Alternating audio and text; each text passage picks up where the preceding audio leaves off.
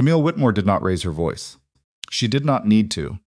She simply looked at Nia Holloway, standing near the ballroom entrance, a beautiful, full-figured black woman in a navy dress holding a manila envelope, and smiled the kind of smile that is designed to draw blood. Excuse me. Her voice carried across the marble foyer like a bell. Catering using this entrance tonight? Because I'm fairly certain the service door is around back. The laughter started before Nia could open her mouth. And that was the moment, that precise, calculated, deliberate moment when everything in that ballroom began moving toward something none of them could see coming. If you were standing in Sia's shoes right now, what would you do? If this story already has your heart pounding, hit subscribe and stay with us. Drop your city or country in the comments below so I can see exactly how far this story has traveled. And don't go anywhere, because what happens next in that ballroom will leave you speechless. The invitation had come through the foundation office on a Tuesday afternoon, printed on cream-colored paper that probably cost more per sheet than Nia's monthly electricity bill. She almost didn't go. That was the part she would think about later, how close she came to just mailing the documents and calling it a night. How she'd stood in her apartment in front of a closet full of practical, responsible clothes and almost convinced herself that attending a charity gala at the Meridian Grand wasn't really necessary. She could drop off the scholarship confirmation letters with the front desk. She could let the foundation handle the reception portion. She didn't have to be there at all. But her co-director, Marcus, had looked at her across the cramped desk they shared in the Harlem office and said, "Nia, you helped fund 12 of those scholarships personally. You are going." So she went. She told herself it was about the kids. The 12 kids whose scholarship awards were being announced that night, the kids who'd come through her after-school program over the past 3 years, kids with names she knew, kids who called her Miss Nia, kids who had never once in their lives been told they were exceptional until she looked them in the eye and said it herself. She wanted to be in the room when their names were called. She wanted to hear the applause. She did not expect to need armor. But she should have brought some. The Meridian Grand sat on the eastern edge of Midtown Manhattan like it had always been there, and always intended to stay 40 stories of glass and pale stone, with a lobby that smelled of fresh flowers and old money. Nia arrived at 7:45, 15 minutes before the formal portion of the evening was scheduled to begin. She'd worn her navy dress, the good one with the clean lines and the deep neckline, and she'd done her hair the way she liked it, natural and full, because she'd stopped straightening it for other people's comfort somewhere around 30 and hadn't looked back. She looked good. She knew she looked good. Not because she was performing confidence. She genuinely did not spend much mental energy worrying about how she appeared to strangers, but because she'd gotten dressed that evening in the quiet of her own apartment, looked in the mirror, and thought, yeah, okay, this works. That certainty lasted approximately 4 minutes inside the Meridian Grand. She was moving through the outer foyer, the manila envelope tucked under her arm, navigating the slow current of arriving guests in floor-length gowns and tailored jackets, when she felt it first. Not a sound, not a word, just that specific pressure of being looked at in a particular way, assessed and found wanting before a single piece of information had been exchanged. Kept moving. She'd felt that before. It was not a new sensation. The ballroom entrance was 20 feet ahead, flanked by 2 hotel staff members in burgundy jackets, holding clipboards. Nia was reaching for the guest confirmation on her phone when the group materialized on her left. There were 5 of them, 4 women and 1 man, all in their 30s or early 40s, arranged in the loose, unconscious formation of people who have always expected the world to organize itself around them. The women wore identical expressions beneath different faces, the look of people for whom this particular evening was primarily a social exercise, a place to be seen being generous. The man beside them held 2 champagne glasses and was not paying attention to anything. The one who stepped forward was Camille Whitmore. Nia did not know her name yet. She would learn it shortly. What she registered first was the way Camille moved, not hostile, exactly, but anticipatory, like someone who had already decided how a scene would play out and was simply waiting for the other participants to take their marks. Camille's was tall and angular, with the kind of blonde hair that gets touched up every 6 weeks without fail, and she was wearing a champagne-colored gown that probably cost what Nia's education program spent on supplies in a month. She looked at Nia the way certain people look at something that has appeared in a space. It does not belong not with anger, but with a slow, deliberate confusion that is designed to communicate more than confusion. "Excuse me." Camille's voice was pleasant, genuinely pleasant, which was somehow worse than if it had been cruel. "Catering using this entrance tonight? Because I'm fairly certain the service door is around back." The laughter started fast. It wasn't explosive laughter, not the full-bellied kind. That means something is genuinely funny. It was social laughter, the kind that serves a function, that says I heard the joke, and I'm aligning myself with the person who made it. Two of the women behind Camille smiled. One covered her mouth. The man with the champagne glasses looked up briefly, assessed the situation with the speed of someone who has learned to read these moments, and looked back down. Nia stopped walking. She had a choice in this moment, and she knew it, and she made it in about 2 seconds. She could engage with the premise, explain herself, produce her confirmation, turn the whole thing into a transaction. Or she could refuse the premise entirely. "I'm here for the scholarship foundation," Nia said. Her voice was even. "I need to drop off some documents with the event coordinator." Camille tilted her head. The smile did not waver. "The scholarship foundation." She repeated it like she was tasting something unfamiliar. "Right. Okay." A pause. Her eyes moved, and this was the moment Nia recognized as deliberate, as chosen, as performed from Nia's face downward and back up, slow enough that everyone nearby could follow the movement. "I just want to make sure they have the right help for the evening." She probably wandered in from the street, one of the other women said, and then laughed immediately at her own remark. The word help landed somewhere specific in Nia's chest. She felt it settle there, compact and precise, the way certain words do when they're meant to land. She breathed. She thought about the 12 kids. She thought about Marcus at his desk, and the confirmation letters in the envelope, and the reason she was standing in this building at all. She did not say any of the things she wanted to say. "If you'll excuse me," Nia said, and moved to step around the group. Camille shifted. Just slightly. Just enough. Her shoulder angled into the space Nia had been moving toward, a movement so minor it could be argued as accidental, except that nothing about this woman's movements was accidental. "I'm just not sure you have the right credentials to be in this area of the event," Camille said, louder now, loud enough that the radius of people who could hear had expanded. "It's a private gala. There's a verification process." "I have a confirmation," Nia said. "For what? Exactly." "For being here." Nia kept her voice flat. "Would you like to see it?" "I would, actually." Camille turned slightly to include her group in this, performing casual concern. Hate for there to be a misunderstanding that causes a scene. There was a phone out now. Nia didn't look directly at it. She was aware of it, the way you're aware of something on the periphery that you would prefer to stop existing, a bright light in a room you're trying to sleep in.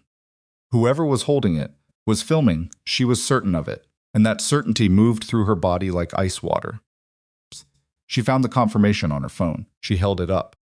Camille looked at it for approximately 1 second and then looked away. "That could be anything," she said. "That doesn't actually prove you're a registered guest." "I didn't say I was a registered guest. I said I'm here to drop off documents with the event coordinator." "Then you shouldn't be using the main entrance." Nia looked at her, just looked at her, for a long moment in silence.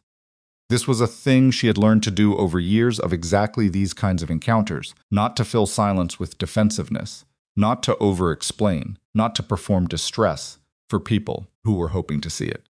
She looked at Camille Whitmore and she let the silence exist. Camille's smile flickered. Not much, but it flickered. Then Camille did something that Nia had not anticipated.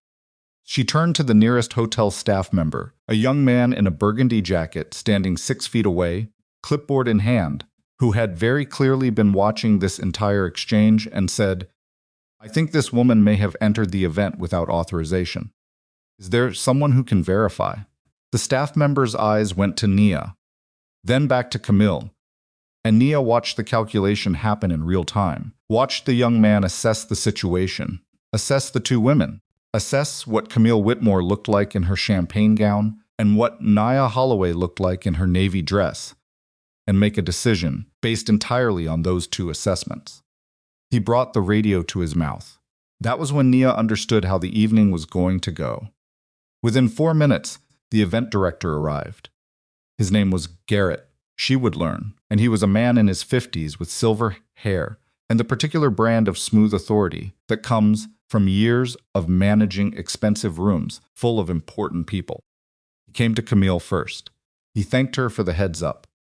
He turned to Nia second, with an expression that was professional and courteous, and had already decided something before she opened her mouth.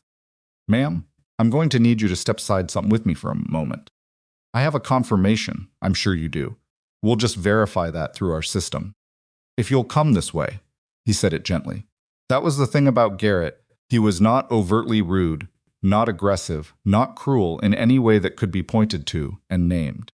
He was simply proceeding on an assumption, and the assumption was not in Nia's favor, and both of them knew it, and only one of them was going to have to live with the consequences of it. Nia went with him because the alternative refusing, insisting, making a scene in a lobby full of people holding phones was exactly what she refused to give them. Camille watched her go with an expression of satisfied concern, the look of someone who has performed a public service and knows it. Behind them, barely audible, Nia heard one of the women in the group say something about the dress. And then the word "anyway." And then laughter, brief and light, like the whole thing had already been folded up and put away. In the quiet corridor off the main foyer, Garrett pulled up the evening's guest list on a tablet. He scrolled. He scrolled again. He pursed his lips in the way people do when they're looking for something they're not finding. "Your name is Holloway?" "Nia Holloway. I'm the co-director of the Harlem Community Learning Initiative. We have a scheduled document drop with the Whitmore Foundation Scholarship Committee." Garrett kept scrolling. "I'm not seeing a Holloway on tonight's guest list." "I'm not on the guest list. I'm delivering documents. I have a confirmation email from a woman named Patricia Shen on the scholarship committee, sent 3 days ago." She showed him the email. He looked at it. He looked at her. And Nia could see him weighing it. The email was right there, clear as anything, but it required him to go back out into that foyer and effectively tell Camille Whitmore that Camille Whitmore had been wrong. And that was a calculation with its own variables, its own risks. "I'll need to reach out to Patricia to confirm," he said. "In the meantime, I'm going to have to ask you to wait in the reception area off the East Corridor. I've been standing in a corridor for 10 minutes because of an accusation that took about 30 seconds to disprove. I understand this is frustrating. Do you?" It wasn't a question. Nia said it the way you say something when you're deciding how much of the truth to put in as a sentence. Garrett's jaw tightened slightly. "I'm doing my due diligence, Ms. Holloway." "Your due diligence started with her," Nia said quietly. "Not with me." He didn't have an answer for that. He did not try to provide one.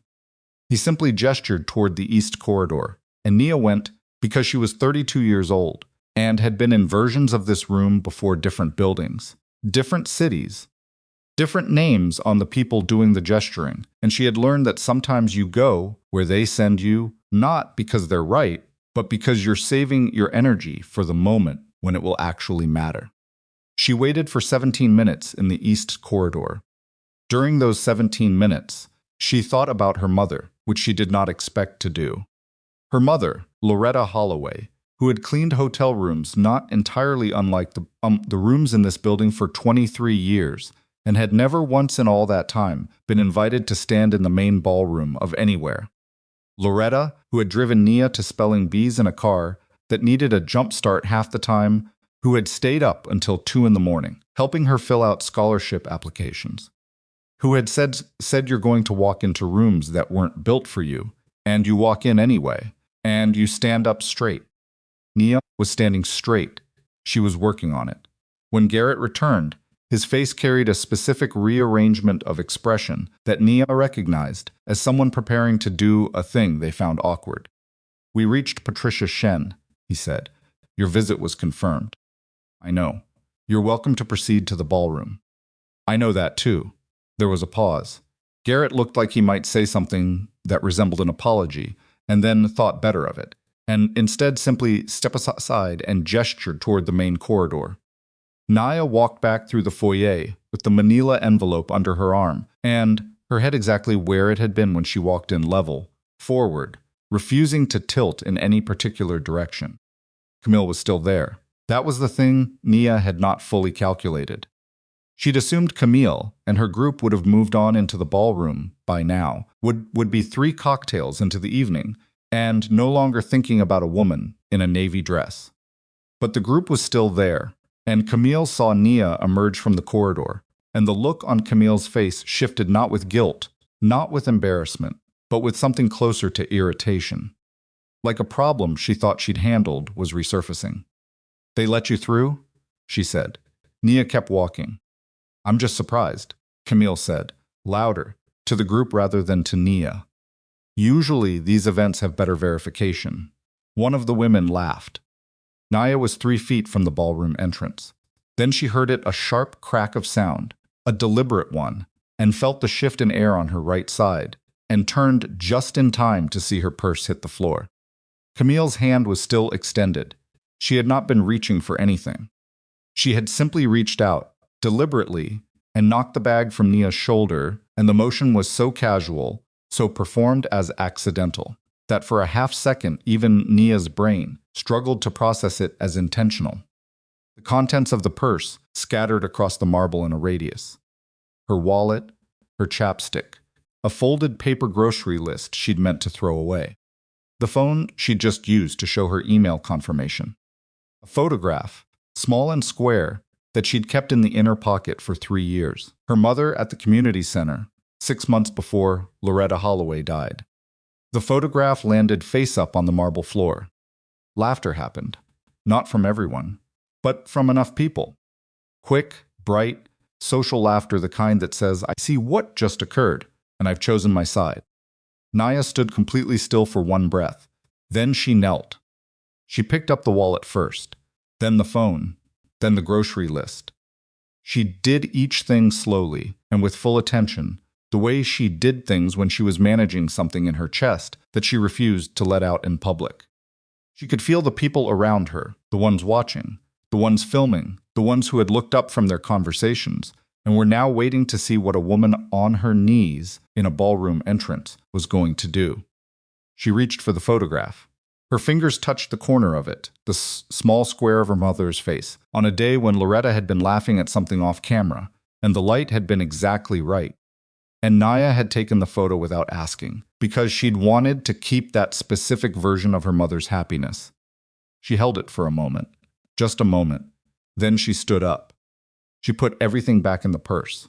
She straightened the strap on her shoulder. She looked at the marble floor, where all of it had been scattered, and she looked at the people who had laughed, and she looked at Camille Whitmore, who was watching her with the expression of someone watching an experiment reach its conclusion. Then a voice spoke. It came from the direction of the main ballroom doors, from somewhere in the crowd that had been assembling behind her without Nia realizing it. The voice was not loud. It did not need to be loud. It had the specific quality of a sound that fills a room not through volume, but through something else, something in the texture of it, something that said very clearly that the person producing it was entirely accustomed to being heard. "Don't touch her." 3 words, and the foyer of the Meridian Grand went absolutely silent. The silence lasted maybe 4 seconds. 4 seconds is not a long time in most circumstances. In a crowded hotel foyer, with 200 people in formal wear, and a woman, kneeling on marble picking up the scattered contents of her purse, 4 seconds is an eternity. Nia was still on her way back to standing, her knees straightening, the photograph in her hand, the purse strap, resettling on her shoulder when the crowd shifted. Not parted, shifted. The kind of movement that doesn't start with a decision, but with something more animal than that. A recalibration of the body, when the body registers that something in the surrounding environment has changed its weight. She turned. Kang Tae-Jun was not what she expected when she thought about what had just spoken. The voice had been controlled to the point of being almost flat, no dramatics, no raised pitch, Nothing that announced itself as exceptional. And the man walking through the crowd matched it. He was not large. He was perhaps 5'11", lean in the way that suggests discipline rather than luck, wearing a dark suit that had been made specifically for him and fit the way things fit when no adjustment has ever been necessary. His hair was black and cut short on the sides. And his face was, she would think about this later, specifically not angry. Not performing anger. His face was simply settled into something cold, the way a temperature drops, rather than the way a fire starts. He moved through the crowd without touching anyone. People moved for him. They did this without appearing to decide to do it, which meant they had done it before, or they were responding to something, in the way he carried himself that communicated, beneath the level of conscious thought, that this was not a person you stood in front of. Camille saw him. The change in her face was immediate and specific. Cultivated amusement, the look she'd been wearing for the past 20 minutes, like a piece of jewelry dissolved. What replaced it was not fear exactly. It was the look of someone who has been playing a game and has just realized the game has different rules than they thought. Tae-Jun stopped approximately 6 feet from Nia. He did not look at Camille yet.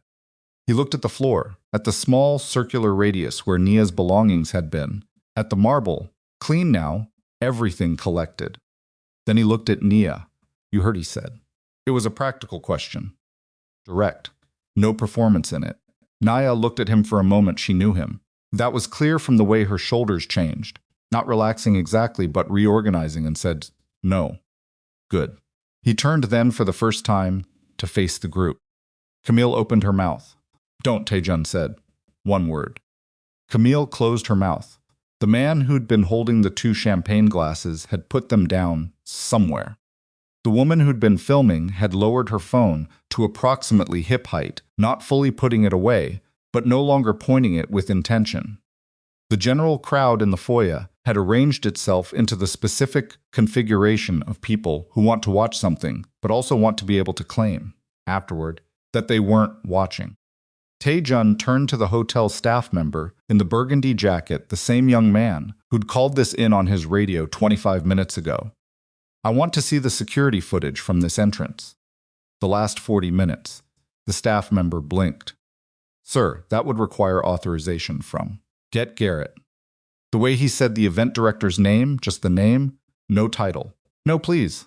No, please get me communicated that this was not a request being made for the first time tonight or in general. The staff member picked up his radio. Camille found her voice.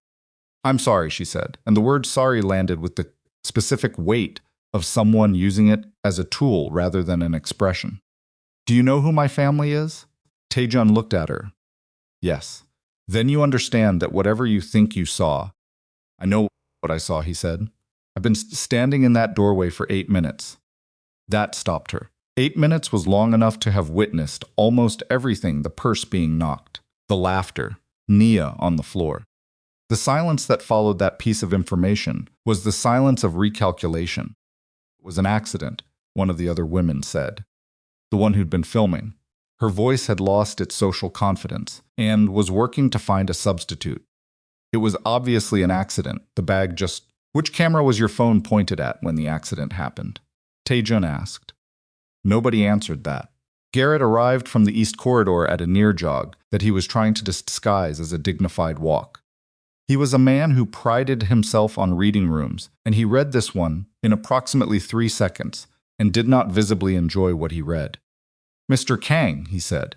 The name came out with a particular intonation of someone who has mentally reorganized their entire evening upon recognizing a face. I wasn't aware you'd arrived. We have your...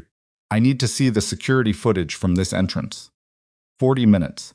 Garrett's eyes moved to Camille, then to Nia, then back to Tae-Jun. His jaw did a small thing, a compression and release. Certainly, if you'll allow me a moment to... Is there a reason it would take more than a moment? No, Garrett said. No, of course not. He was on his phone before the sentence was finished. Camille stepped forward. She had recalibrated.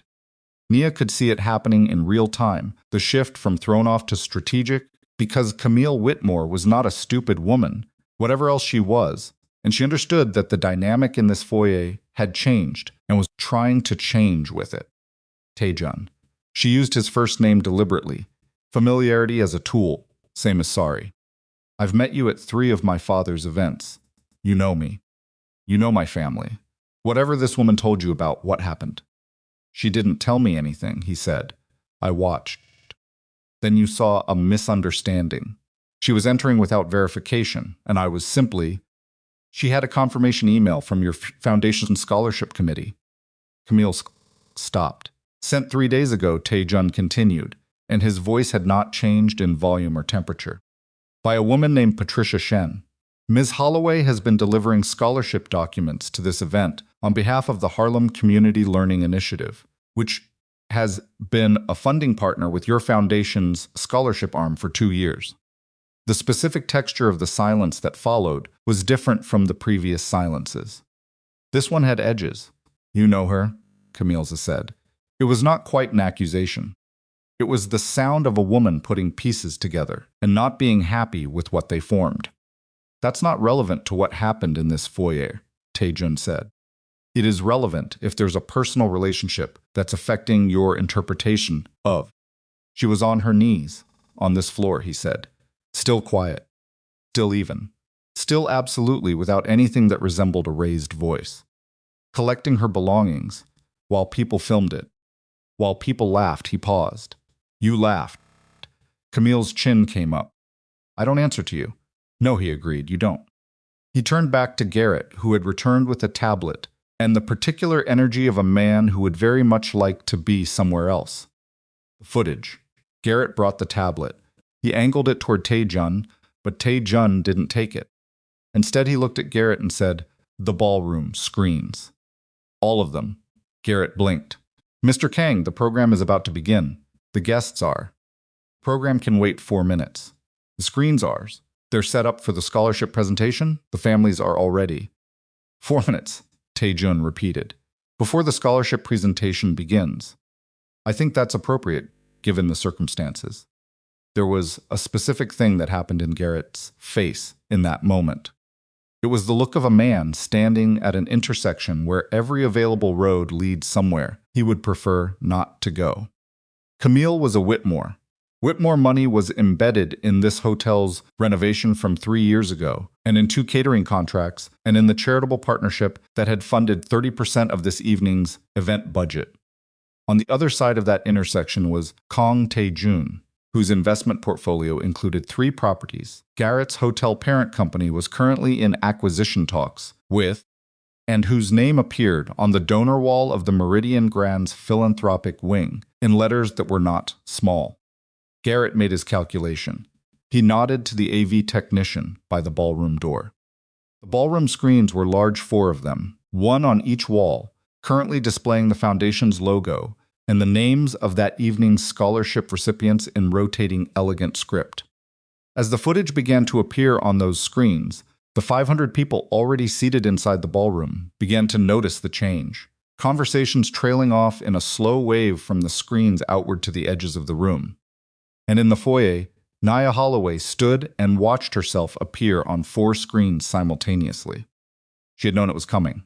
Tae-Jun had warned her with his eyes before any of this began, a glance that said, this is going to happen and I need you to hold on. And she had held on. But there was something specifically disorient about seeing yourself humiliated, isn't at scale, even when you knew it was being shown for a purpose. The footage was clear.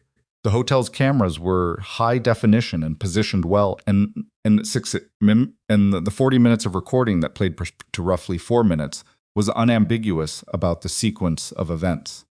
Camille stepping into Nia's path. The remarks caught on audio through the foyer's ambient microphones. The staff member making his call without any attempt to speak to Nia first. Garrett emerging and going directly to Camille before acknowledging Nia. The 17 minutes Nia spent in the corridor. Nia returning. Camille's hand deliberate and unhurried, contacting the purse strap. The sound of the bag hitting the floor. Scatter of objects on marble. The laughter. Nia on her knees picking up a photograph. On the ballroom screens, 500 people watched in a silence that had become its own form of noise. In the foyer, The group that had laughed 25 minutes ago stood in a different arrangement, now no longer loose and social, but pulled tight and inward, the way people stand when they want to take up less space. And the woman who had made the remark about the dress was studying the floor. The man who'd been holding champagne glasses had his hands in his pockets. The woman who had filmed was holding her phone in both hands at her sides, grip tight, screen dark. Camille was the only one still looking up. Her jaw was set. Her eyes were moving across the crowd, across the screens, across the faces of the 500 people seated in the ballroom, who were all looking back at her now, through 4 walls of glass and screen. Nia recognized what she was watching. It was not guilt. It was not shame. It was the specific expression of a person who has been publicly caught and is rapidly calculating the cost. Her father appeared from the ballroom. Richard Whitmore was 63, silver-haired, built the way men are built when they have been important for a long time and have eaten well. He wore authority the way other men wear a watch, naturally, unconsciously, as an extension of himself rather than an accessory. He crossed the foyer with the stride of a man who makes problems disappear, and Nia watched him arrive, and watched him take in the room, and watched his face do something complicated. Tae-Jun. He extended his hand. I heard there was some confusion at the entrance. Let me apologize for Mr. Whitmore. Tae-Jun did not take the hand. If an apology is necessary tonight, it's not mine to receive. Richard Whitmore's hand stayed extended for 1 additional second, the second, during which a man decides whether to acknowledge what has just happened or proceed as though it hasn't. He lowered his hand. Of course, he said. He turned to Nia. Pivot was smooth, too smooth, the pivot of a man who has made corporate apologies before and knows the mechanics of them. Miss Holloway, Nia said. Miss Holloway, on behalf of my family and the Whitmore Foundation, I want to express my sincerest. Mr. Whitmore, Tae-Jun said. Richard stopped. She was on this floor, Tae-Jun said, with her belongings scattered around her, while guests filmed and laughed.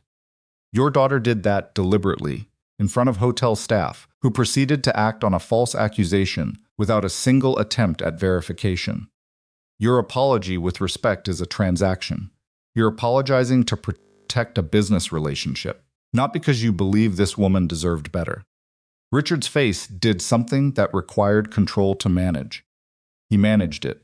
That's an unfair characterization of. Is it? Tae-Jun said. Not a question. The silence that followed had the quality kind that happens in rooms where everyone present knows the true answer to a question that has just been declared unanswerable. Richard Whitmore looked at his daughter. Camille was watching Tae-Jun with an expression that had gone very still and very cold. Not the cold of someone who has been defeated. The cold of someone who is cataloging, who is remembering, who is on some level already planning for a later date that has not yet arrived. What do you want? Richard asked. He addressed this to Tae-Jun, which was its own specific mistake. I want nothing, Tae-Jun said. This isn't about what I want. Then what? She was delivering scholarship documents for children being celebrated in your foundation's name, Tae-Jun said, while your daughter was using those same children's event as a backdrop for this. He gestured toward the foyer, the whole of it, the marble floor, the people still holding their phones, the ballroom screen still frozen on the last frame of footage. I'd suggest you think very carefully about what that looks like. Not to me, to the people currently sitting in that room who just watched it. Richard Whitmore turned toward the ballroom. Through the wide glass doors, 500 people were visible, seated, still silent. Many of them had their phones out, not filming the screens anymore, but doing something else with them. Texting, typing, the specific activity of people sharing information at speed. Something moved through Richard Whitmore's face. Not quite fear. Something adjacent to it, the recognition of a thing that has gotten ahead of you. He turned back to his daughter. Camille, don't, she said. Camille, don't you dare stand there and talk to me like I'm the problem here.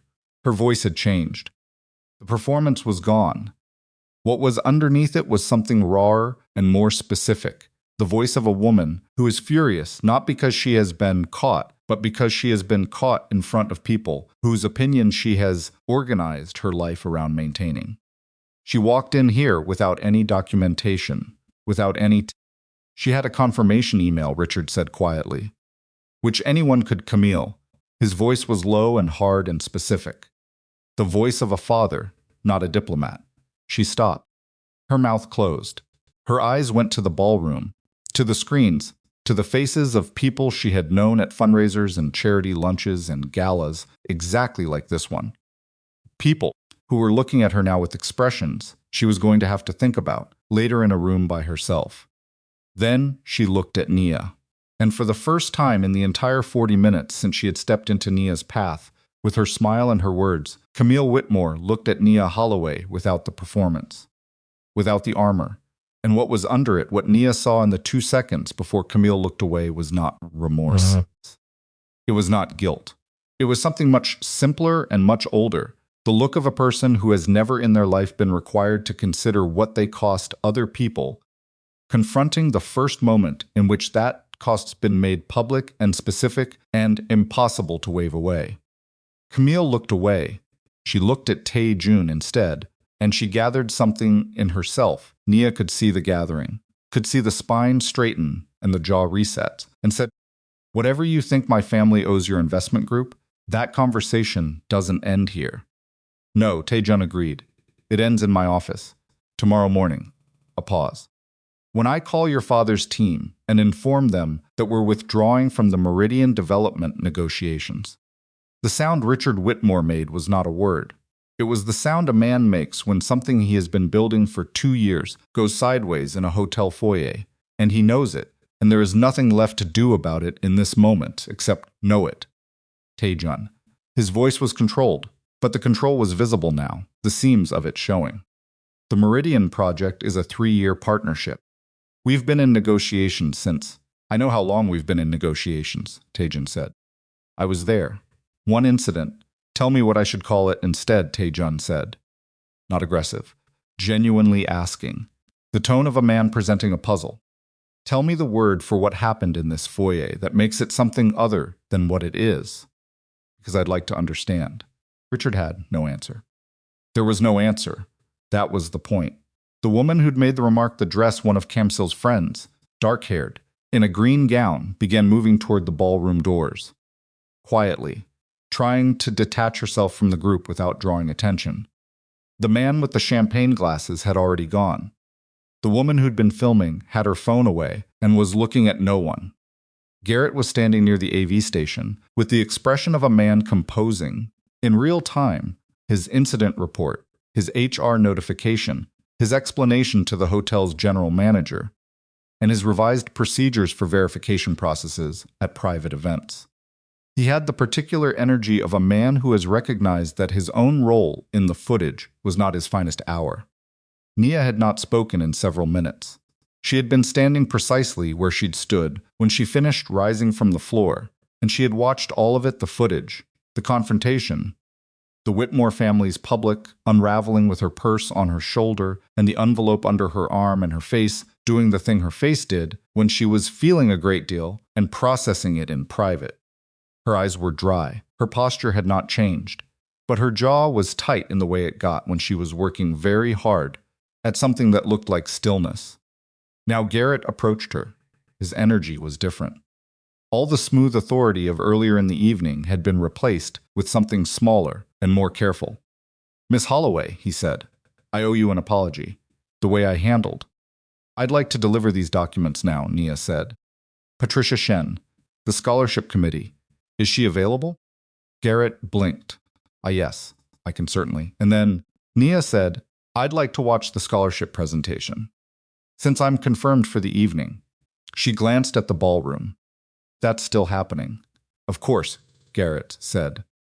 "Absolutely. Yes.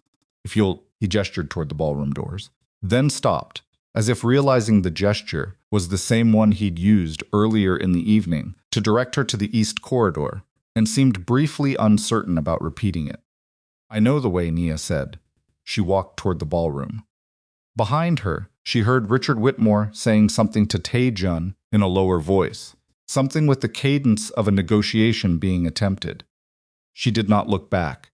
She heard Camille say her father's name, once sharply, and then nothing else from that direction. The ballroom doors were open. The screens were back to the Scholarship Foundation's logo. The 500 people seated inside had returned to something resembling the beginning of an evening conversations restarting, programs being examined, champagne being touched, but the energy in the room was different from what it had been an hour ago. Conversations were quieter. Eyes moved differently. People who had been at their tables on their phones 10 minutes ago were still on their phones, and the expressions on their faces had the specific quality of people receiving information and reacting to it. 3 tables from the entrance, a woman Nia didn't know caught her eye. She was in her 60s, silver-haired, in a deep red dress, and she nodded at Nia, not the social nod, not the courtesy nod, but the specific nod that one person gives another when they want to communicate something that there are no appropriate words for in a public room. Nia nodded back. She found Patricia Shen near the stage, a small, precise woman in her 40s who took the envelope with both hands and held Nia's gaze for a moment longer than the transaction required. "I heard what happened," Patricia said. "Okay," Nia said. "I'm sorry we didn't." "The kids," Nia said. "The presentation." "How long until it starts?" Patricia looked at her. Then at the envelope, then at Nia again. 20 minutes. "Good," Nia said. "I'll be at the back." She found a chair near the rear wall of the ballroom and sat down. She put the purse on her lap. She looked at the stage with its lights and its banners and its photographs of the scholarship recipients. 12 faces she knew. 12 kids who had sat across from her at folding tables in a Harlem room with fluorescent lighting and told her what they wanted to be, and she had written it down and believed it and done the work to help make it possible. She was not aware that she had been holding herself with an unusual amount of tension until she felt it leave. It happened in the way these things happen, not with a decision, but with a sudden awareness of something releasing that has been held for a long time, the way a fist unclenches when you finally notice that it's been closed. Her eyes did not fill.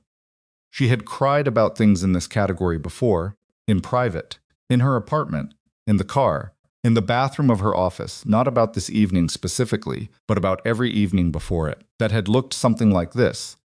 Every version of being required to prove her right to be in a room, while the room decided whether to believe her. She had cried about those evenings. She had also kept going. She sat in the chair and breathed and waited for the lights to dim. From across the ballroom, across the tables, and the moving bodies, and the restarting conversations, she felt rather than saw the moment Tae-Jun entered. She did not look up. She did not look toward the door. But she felt the specific change in the room's attention, a slight shift, a reorientation of the periphery, the way a space adjusts when something with significant gravity enters it, and she knew he had come in. He did not come to find her. Not yet. She was aware of this. She was also aware that she was aware of it, which was its own form of information. The lights began to dim. The event director, Garrett, his collar adjusted, his expression reorganized into something professional, took the stage and welcomed the assembled guests to the evening. He made no reference to the previous 40 minutes. His voice was steady and practiced. He was good at his job. Nia had to give him that.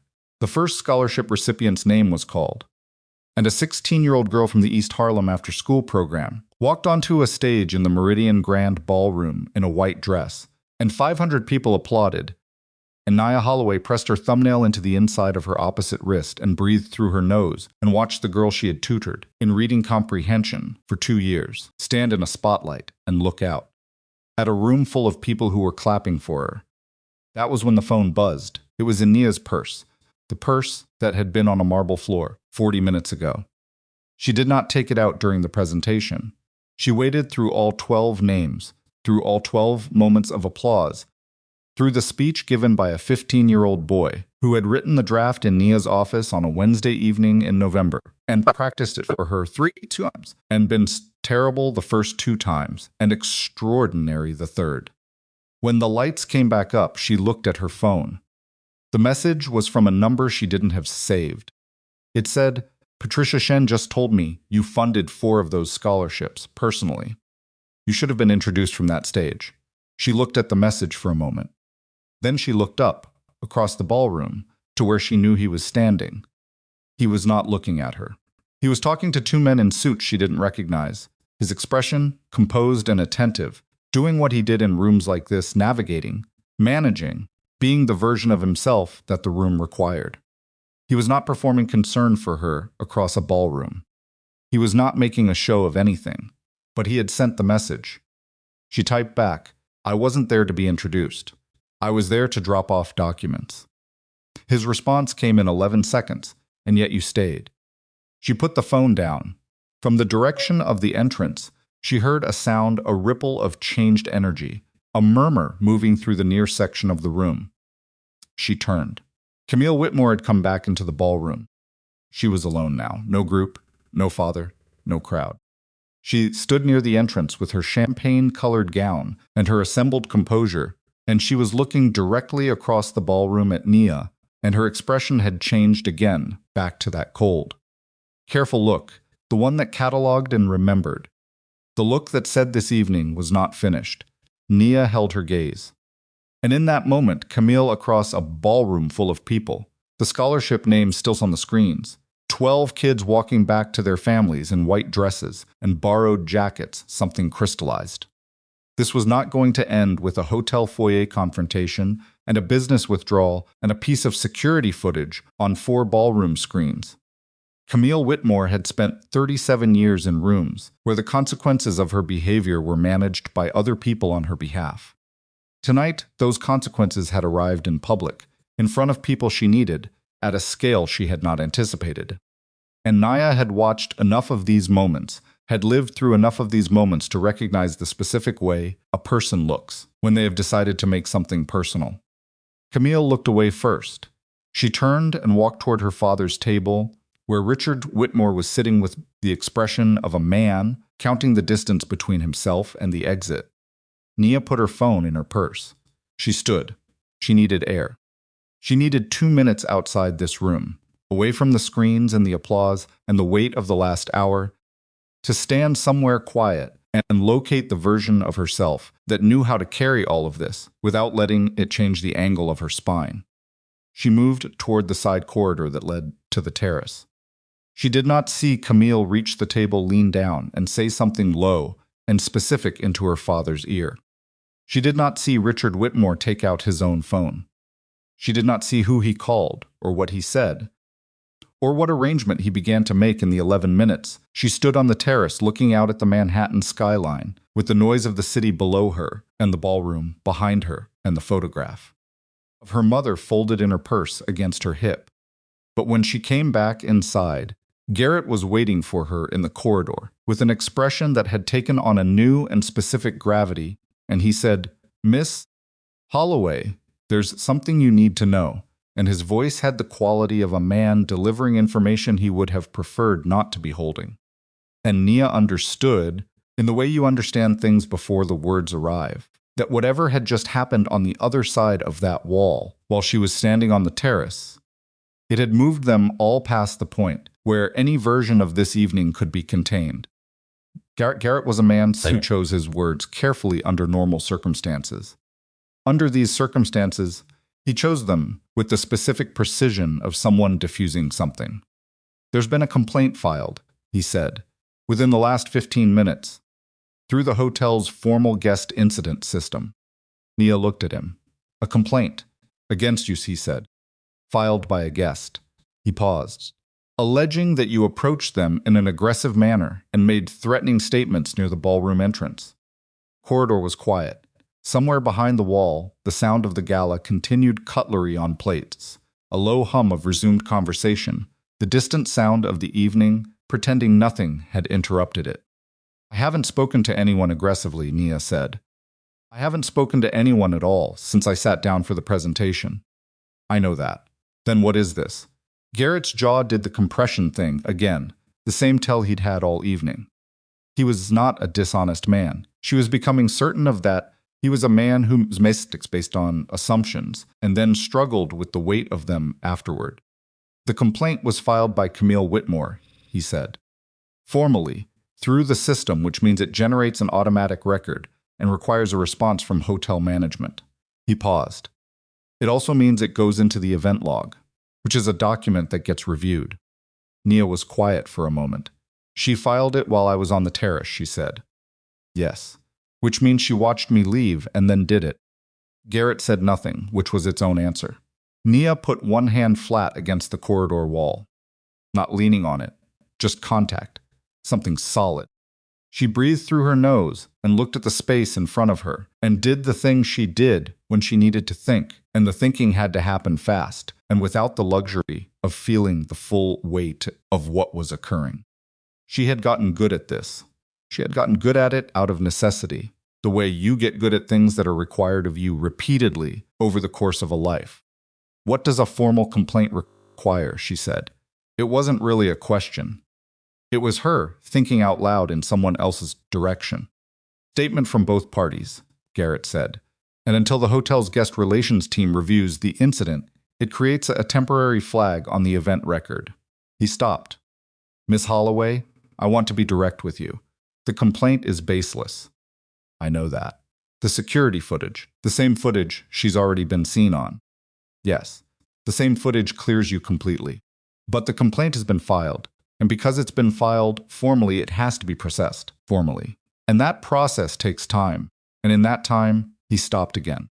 In that time it exists, Nia said, on a record, with my name attached to it. In a hotel event log for a gala, run by the foundation I've been a funding partner with for 2 years. Garrett looked at her. Yes. This was the thing about Camille Whitmore that Nia was understanding now. In a corridor outside a Manhattan ballroom at 9:47 in the evening, with her purse on her shoulder and a photograph of her dead mother folded inside it. The evening had not gone the way Camille intended. The security footage had not gone the way Camille intended. Tae-Jun's intervention had not gone the way Camille intended. And so Camille had done what people of a specific kind do when the room stops going their ways. She had reached for a different room.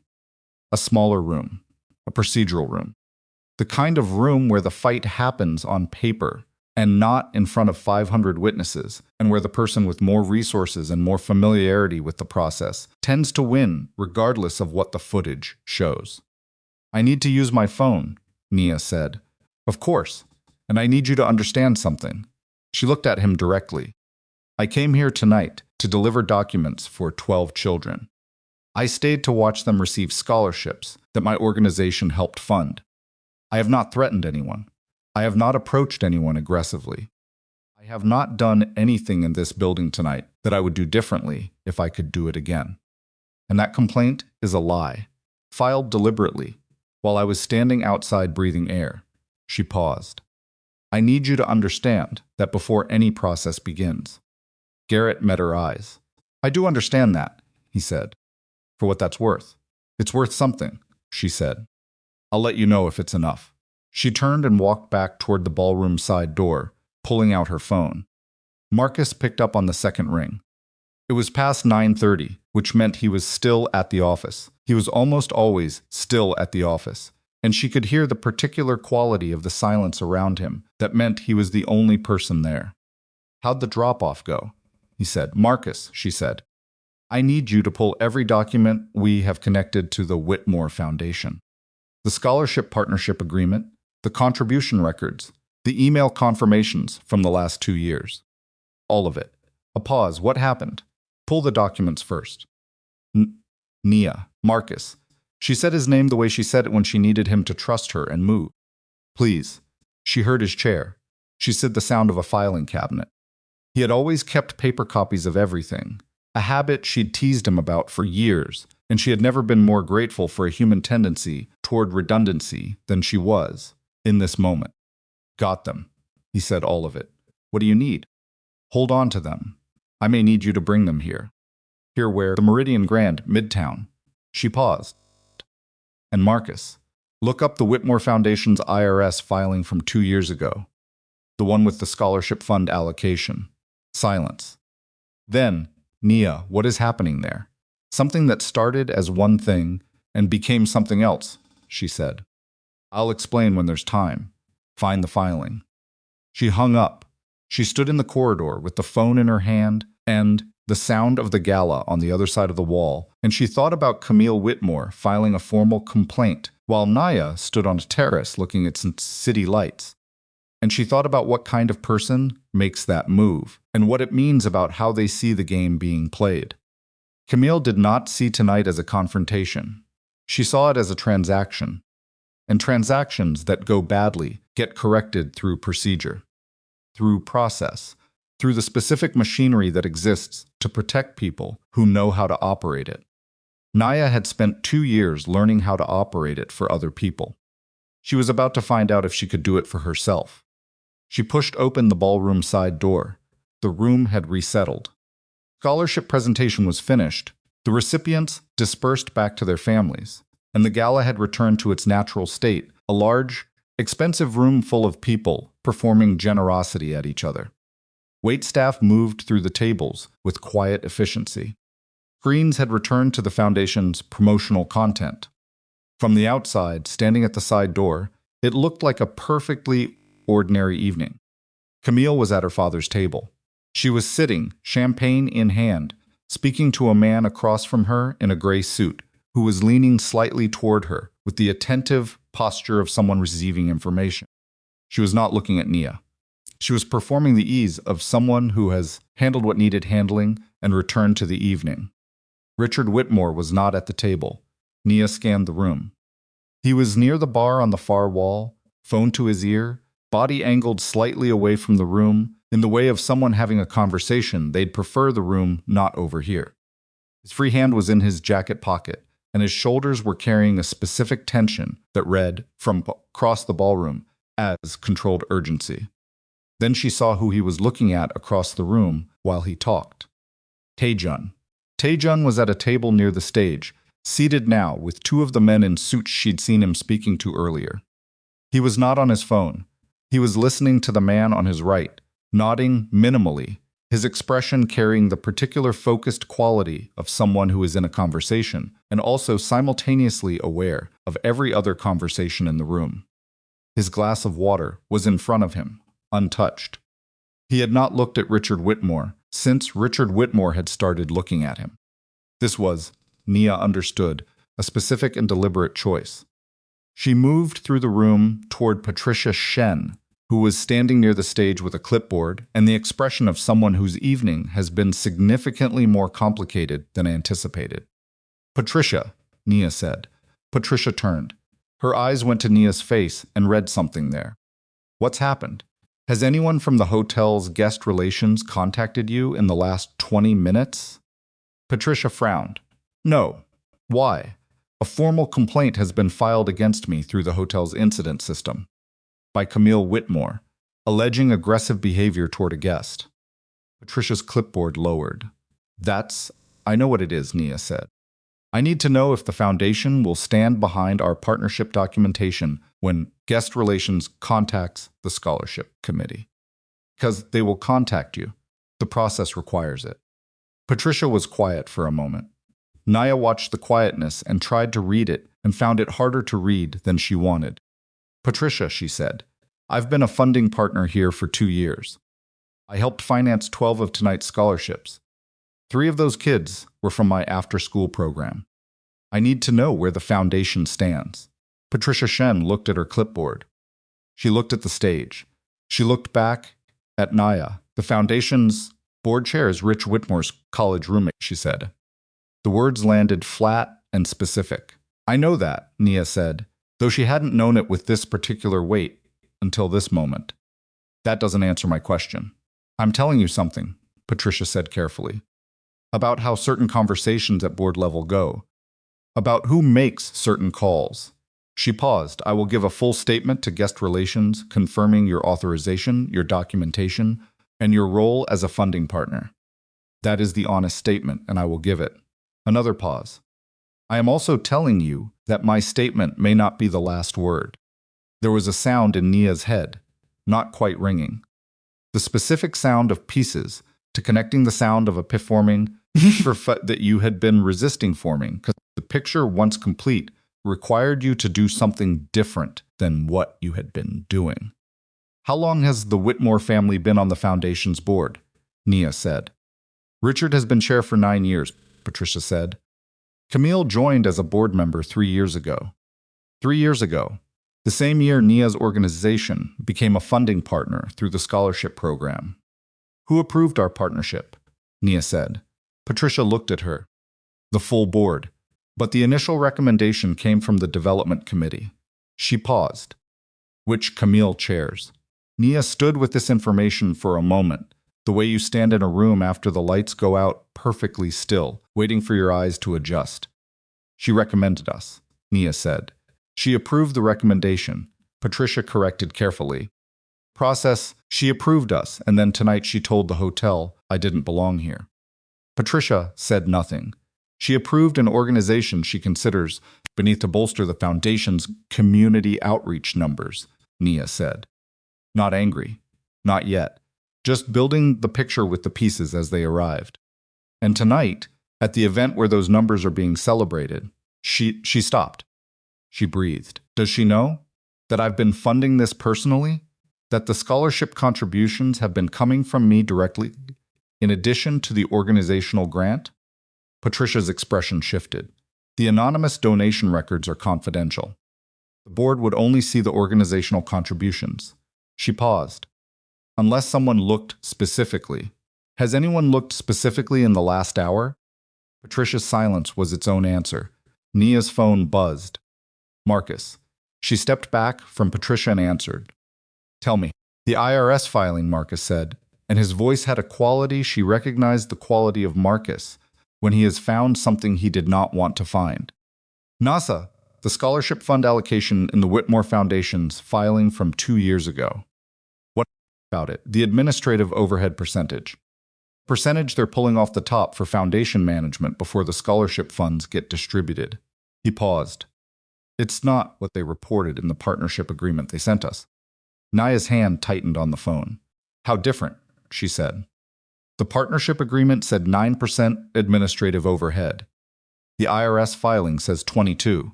The ballroom continued around her. Waitstaff and champagne, and the sounds of people performing a pleasant evening. That's a 13% difference, she said. On the total fund pool, Marcus said. Which means every organization contributing to that scholarship pool, including us, has been contributing 13% more to Whitmore Foundation management fees than we were told. He paused. And the kids are getting proportionally less than what was disclosed. Nia stood completely still. Marcus, she said, yeah. How many contributing organizations are in the scholarship pool? I'm looking at the filing. There are, she heard paper.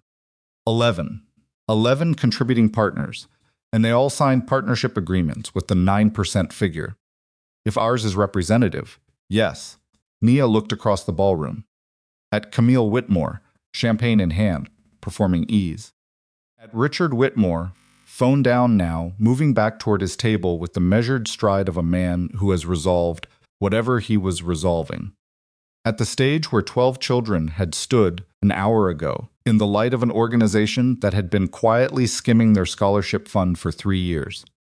Marcus, she said, don't go anywhere. I wasn't planning to, he said. She hung up. The picture was complete now. Not the picture she had walked into the Meridian Grand with tonight, the simple picture of delivering documents and watching children receive scholarships. The full picture, the one underneath that. Camille Whitmore had not simply humiliated Nia Holloway in a hotel foyer because she was cruel, though she was. She had not simply filed a complaint out of pride, though that was part of it. She had recognized Nia not as the woman Tae-Jun knew, not yet, but as a variable in a system that had just become dangerously unstable. A funding partner at the same event where Tae-Jun was withdrawing investment, where security footage had been played on ballroom screens, where Whitmore Foundation management was now under a specific and very public kind of scrutiny. She had been trying to discredit Nia before Nia found something to be credible about. Tae-Jun was still at his table. Nia moved toward him with the specific purpose of a person who has stopped managing their pace for appearances and is simply going where they need to go.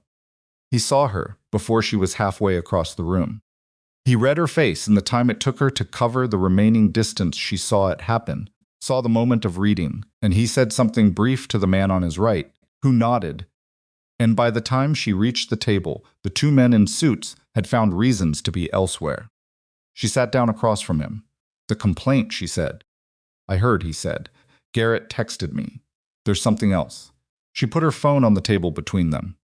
"The Whitmore Foundation has been misreporting their administrative overhead to their Skullscarp Fund contributors. Partnership agreements say 9%. Their IRS filing says 22%. For at least 2 years, possibly longer." Tae-Jun looked at the phone, then at her. His expression had not changed dramatically. It never did, but something behind it had reoriented. "You're certain," he said. "My co-director pulled the documents 11 minutes ago." She paused. "Marcus has the IRS filing and our partnership agreement side by side. The numbers are not ambiguous." Tae-Jun was quiet for a moment. Not processing quiet, he was a man who processed quickly. And she had learned this about him, but the quiet of someone choosing between several different next moves. "If this goes outside this room tonight," he said, "the Whitmore family doesn't just lose a business deal. They lose the foundation. Potentially criminal exposure. Definitely civil." He paused. "Is that what you want?" Nia looked at him. "What I want," she said, and her voice came out with a specific texture she had not fully intended, "is for the children in that scholarship program to receive what they were promised." She paused. "What I want is for 11 organizations that partnered in good faith with a foundation to have been told the truth." She paused again. "What I want is to have walked into this building tonight, delivered an envelope, and gone home. None of those things are available anymore." He held her gaze. "No," he said, "they're not. So I'm asking you something."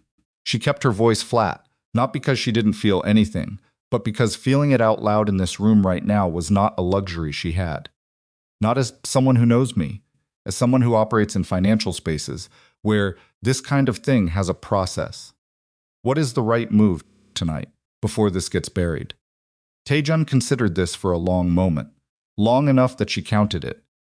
12 seconds. "You have documentation," he said. "Marcus has it. Physical copies? Yes. Then you need a second set of eyes on it. Tonight, before Richard Whitmore makes whatever call he's been making. And whatever pressure he's capable of applying gets applied." He paused. "I have someone, an attorney. She handles financial compliance. She's been to 3 events at this hotel this year." He looked toward the entrance. "She may still be here. You want to bring an attorney into this tonight. I want you to have someone with standing review your documentation tonight, before the Whitmore family's version of events gets a 12-hour head start." He met her eyes. "You asked me for the right move. That's the right move." Nia picked up her phone.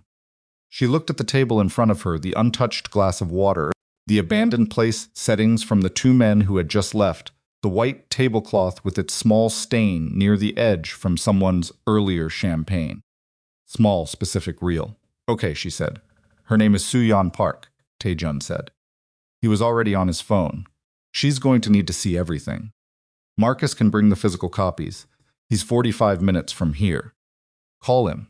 She did. Marcus answered on the first ring this time. She told him to bring everything, to get in a cab, to not stop. He said 3 words, "Already got my coat," and hung up.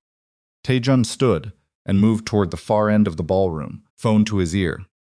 Nia watched him go, watched the room adjust to his movement, the same way it had adjusted to it in the foyer 40 minutes ago, that gravitational reorganization of space. She sat at the table alone and looked at the ballroom and thought about the 13% gap between what was promised and what was delivered. She thought about 11 organizations. She thought about the kids, not the 12 from tonight, but the total. The cumulative scholarships that had been processed through the Whitmore Foundation's program. For however many years this had been happening. The difference between what those kids' families were told they'd receive and what actually landed in the accounts. She thought about Camille Whitmore watching her kneel on a marble floor and laughing. She thought about how simple the evening was supposed to have been. Her phone buzzed. Unknown number. She answered it because she was past the point of being cautious about unknown numbers. Miss Holloway. The voice was male, older, the specific texture of a voice accustomed to being listened to. "My name is Arthur Fenn. I'm legal counsel for the Whitmore family." Nia said nothing. I understand there's been some unpleasantness this evening, Fen said, and I want to reach out on behalf of my clients to discuss a resolution that works for everyone involved. How did you get this number? Nia said. Ms. Holloway, these things are not difficult. What's important right now? How did you get my number? Pause. The Foundation's partner directory is accessible to board members. The Foundation's partner directory. Camille was a board member. The directory would have Nia's contact information, her organization's address, her co-director's information. Everything. I'm listening, Nia said, not because she intended to agree to anything, because she intended to know what was being offered. My clients recognized that tonight's events were unfortunate, Fen said, with the smooth neutrality of a man who had made this kind of call before and would make it again. They'd like to propose a mutual non-disclosure agreement covering tonight's incident, combined with a settlement fund for your organization that would significantly exceed your current annual operating budget. A pause. In exchange for a formal retraction of any documentation currently being compiled regarding the Foundation's financial disclosures. Nia heard her own breathing. She heard the gala continuing on the other side of this tablecloth and this phone and this specific moment. You know about the IRS filing, she said. My clients are aware of the documentation in question. Yes. And you're calling me, she said, within 20 minutes of my co-director finding it. Ms. Holloway, the timeline, which means someone has been monitoring my calls. Pause that was exactly long enough to confirm it. I wouldn't characterize. Nia hung up. She sat for 1 second with the phone in her hand, and then she stood because sitting was no longer something she could physically do. She moved to the edge of the ballroom, near the side corridor, where the walls were solid, where she could put her back to something and see the room. They had been monitoring her calls, or Marcus's, or both. The Foundation's partner directory giving them her number was one thing that was access. Calling her 11 minutes after Marcus pulled the documents, knowing specifically what he'd found was surveillance.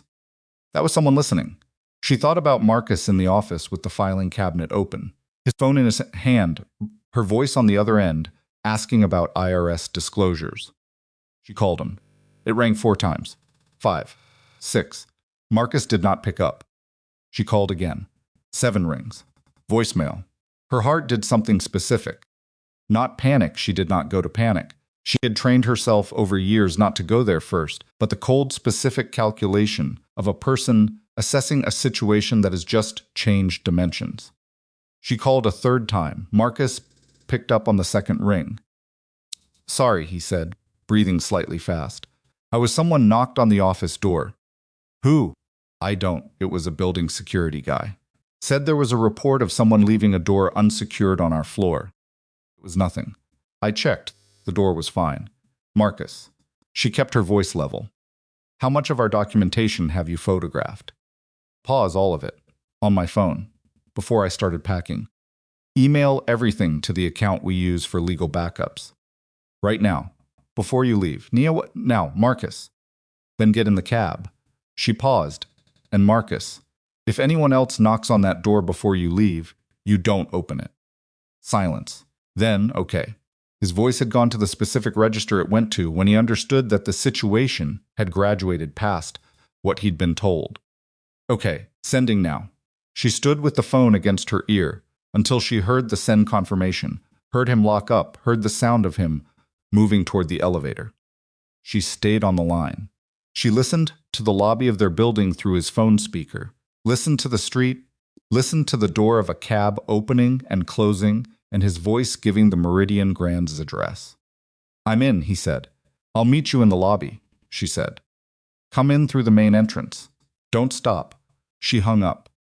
Across the ballroom, Tae-Jun was returning. He had a woman with him, compact, precise, in her 40s, in a dark blue dress. Turney's eyes, the kind of eyes that go directly to what's relevant in any given room and skip everything else. Soo-yeon Park moved through the ballroom, like someone who had been in difficult rooms before and had never once been the least prepared person in them. Nia moved toward them and they met in the middle of the ballroom floor, and Soo-yeon Park looked at Nia the way you look at someone when you are rapidly assembling the picture. Tae-Jun told me the basics, she said. Tell me the rest. Nia told her. All of it. The 13%, the 11 organizations, the partner directory, the phone call from Arthur Fenn, Marcus's call that someone had attempted to interrupt, the documentation already sent to a backup account, her co-director now in a cab with physical copies. She told it the way she reported things at foundation board meetings sequentially, without decoration, with every relevant detail and none of the irrelevant ones. Soo-Yeon Park listened without interrupting. When Nia finished, the attorney was quiet for 3 seconds. They called you within 11 minutes of your co-director finding the discrepancy, she said. Yes, and offered settlement, an NDA. Yes, and you have documentation of the discrepancy in multiple formats, including off-site backup. As of 9 minutes ago, yes. Park looked at Tae-Jun. Then back at Nia. The call from Fenn, did you record it? No. Do you remember the exact language he used about the documentation? He said the documentation currently being compiled regarding the Foundation's financial disclosures, word for word. He knew what Marcus had found. Park's jaw tightened slightly, the first non-neutral expression she'd displayed. That level of specificity, she said. In that time frame, she stopped. Miss Holloway, I need to say something clearly. She paused. The Whitmore Foundation's financial disclosure issue, if your documentation is what you say it is a serious matter. Potentially criminal, certainly civil. But what happened in the last 20 minutes, the monitored calls, the building interruption, the NDA offer with settlement, that is someone attempting to suppress evidence before it can be formalized. She paused. That is a second problem, and in some respects, it is a larger one. Nia looked at her. I know. Your co-director needs to come directly to me when he arrives, Park said. Not to you first. To me. She held Nia's gaze. And I need to make a phone call before he gets here. If you're willing to formally retain me tonight. What do you charge? Nia said. Tonight? Park said. Nothing. Call it a conflict of interest. I've had Whitmore Foundation on my professional radar for 8 months for unrelated reasons. She paused. We can discuss a formal arrangement tomorrow. Tae-Jun said nothing. He had been standing slightly back from this conversation, not inserting himself into it, present as a fact of the situation rather than a participant in it. Nia glanced at him. He met her eyes. His expression said nothing other than that he was there, and it would continue being there, and whatever she decided he would work with. All right, Nia said to Park. Make your call. Park moved toward the corridor with her phone. Nia stood in the middle of the Meridian Grand Ballroom, with the sounds of a charity gala around her, and the weight of the last 2 hours assembled in her chest like sediment that has been stirred up from still water and has not yet settled. She looked at Tae-Jun. She was trying to shut me up, Nia said. Before I knew what there was to say. Yes, he said. She didn't know I'd find the discrepancy tonight. Nia paused. She was covering everything. All the variables. The complaint was to discredit me in the event documentation. Call was to buy her time. The building interruption was to... She stopped. What was the building interruption? Tae-Jun's expression was very still. To delay, he said. Or to document. Document, Nia said. If someone was in the building, and Marcus opened the door, and they saw the filing cabinet open and the documents on his desk, they'd know exactly what he had, Tae-Jun said, and what format. And whether it would be worth pursuing a separate channel, too. Marcus didn't open the door, Nia said. No, Tae-Jun said. He didn't. They stood with this for a moment. I came here tonight to deliver an envelope, Nia said. Her voice had something in it she hadn't intended, not quite exhaustion, but the specific sound of a person who has been moving very fast for a long time and has just noticed the distance they've covered. I know, Tae-Jun said. I came here to watch 12 kids get their names called. I know, Nia. The sound of her name in his voice, in this room, after this evening, landed differently than it would have landed in any other context. She didn't examine that. She filed it in the place where she kept things that required attention she couldn't currently give. Across the ballroom, she could see Camille Whitmore. Camille was not looking at her. Camille was on her own phone, turned slightly toward the wall, her free hand flat against the tablecloth.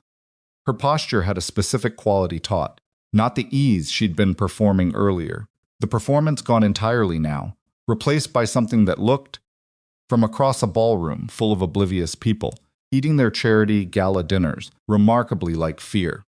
Not of Nia, of what Nia had found.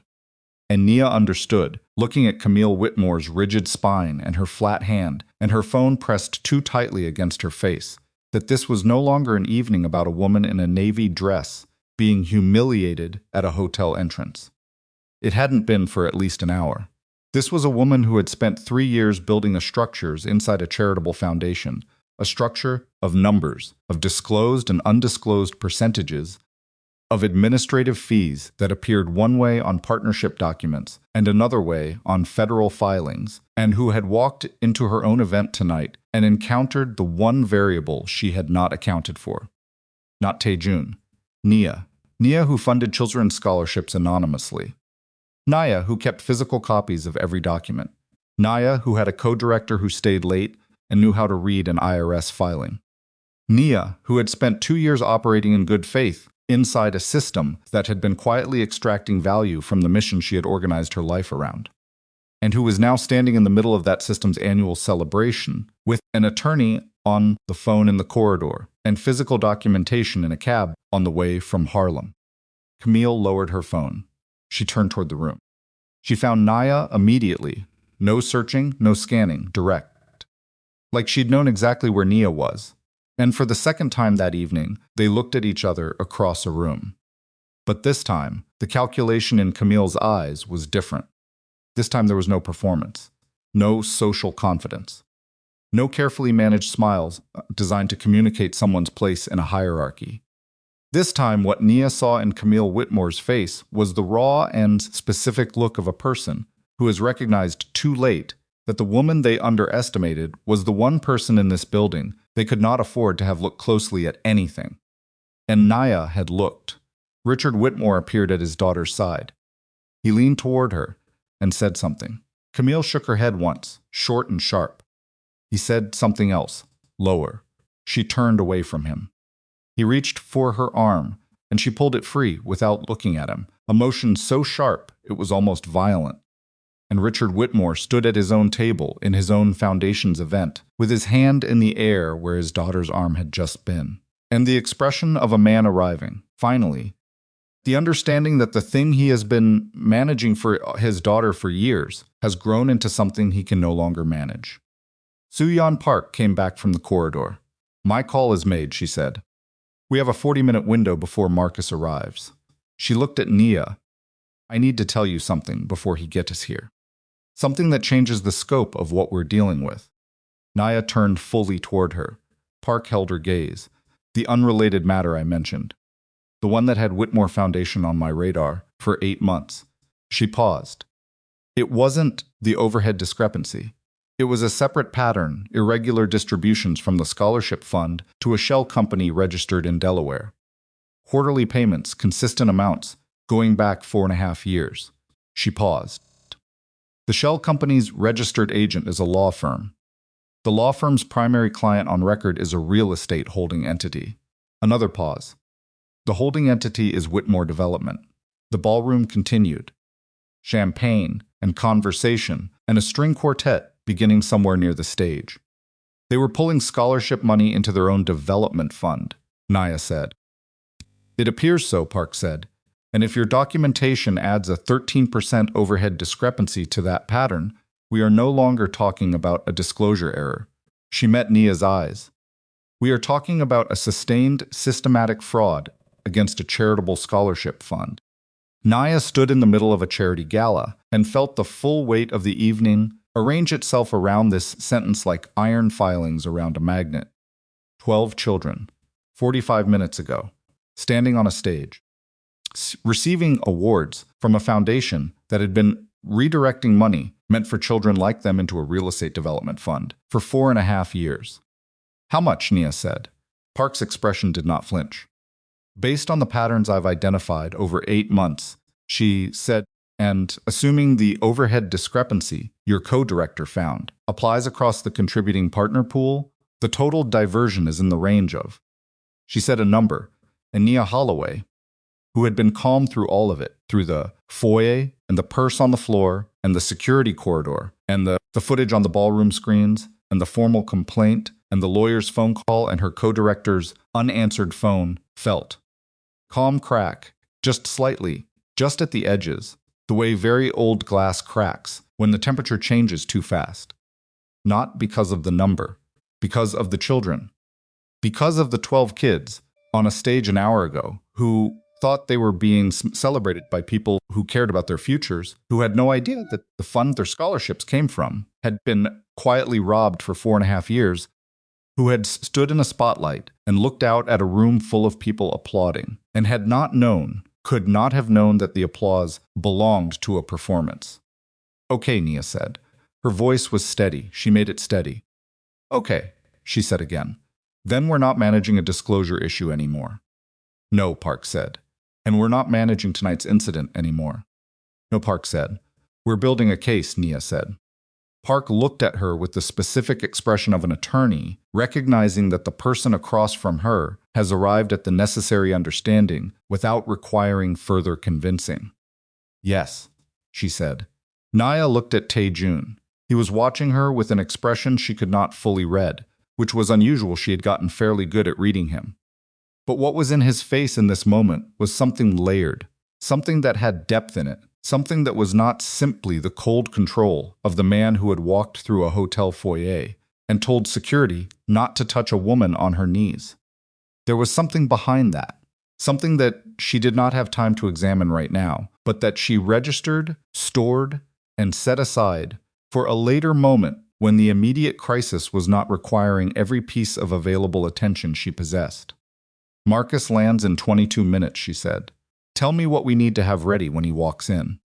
Park opened her mouth to answer, and from across the ballroom, Richard Whitmore stood up from his table. He was not looking at Nia. He was not looking at Tae-Jun. He was not looking at the attorney standing between them. He was looking at the ballroom's main entrance, and the 3 people who had just walked through it were not hotel staff, and were not gala guests, and were not, by any visible measure, people who had come to attend a charity event. They wore suits. They carried nothing visible. They moved with the specific, unhurried purpose of people who are not arriving somewhere so much as taking a position. Nia did not recognize them. Tae-Jun did. She knew this because she saw his jaw change a small thing, a barely perceptible tightening, and because his right hand, which had been relaxed at his side all evening, moved very slightly toward his jacket pocket and then stopped. "Who are they?" Nia said. Tae-Jun did not answer immediately. He watched the 3 men cross the ballroom toward Richard Whitmore with the calm attention of someone running a rapid calculation. "Tae-Jun," she said. "Who are they?" He looked at her then, and what was in his face was something she had never seen there before. In all the months she had known him not fear, because she did not think he moved that quickly to fear, but the specific expression of a man who has just seen a variable enter the room that changes every calculation he has been running. "They work for someone who has an interest in the Whitmore development project," he said carefully. "Someone who is not me." He paused. "Someone who does not want that project to collapse." Nia watched Richard Whitmore shake the first man's hand. She watched the second man scan the room professionally, systematically, and stop when his scan reached her. She watched the third man look at Tae-Jun, and she understood, in the cold, specific clarity of a moment that has stripped away everything that isn't essential, that what had started as a woman delivering documents to a charity gala had become something that none of the people in this room, not Camille, not Richard, not Tae-Jun, not the attorney beside her, not the co-director in a cab on the way from Harlem, had been fully prepared for.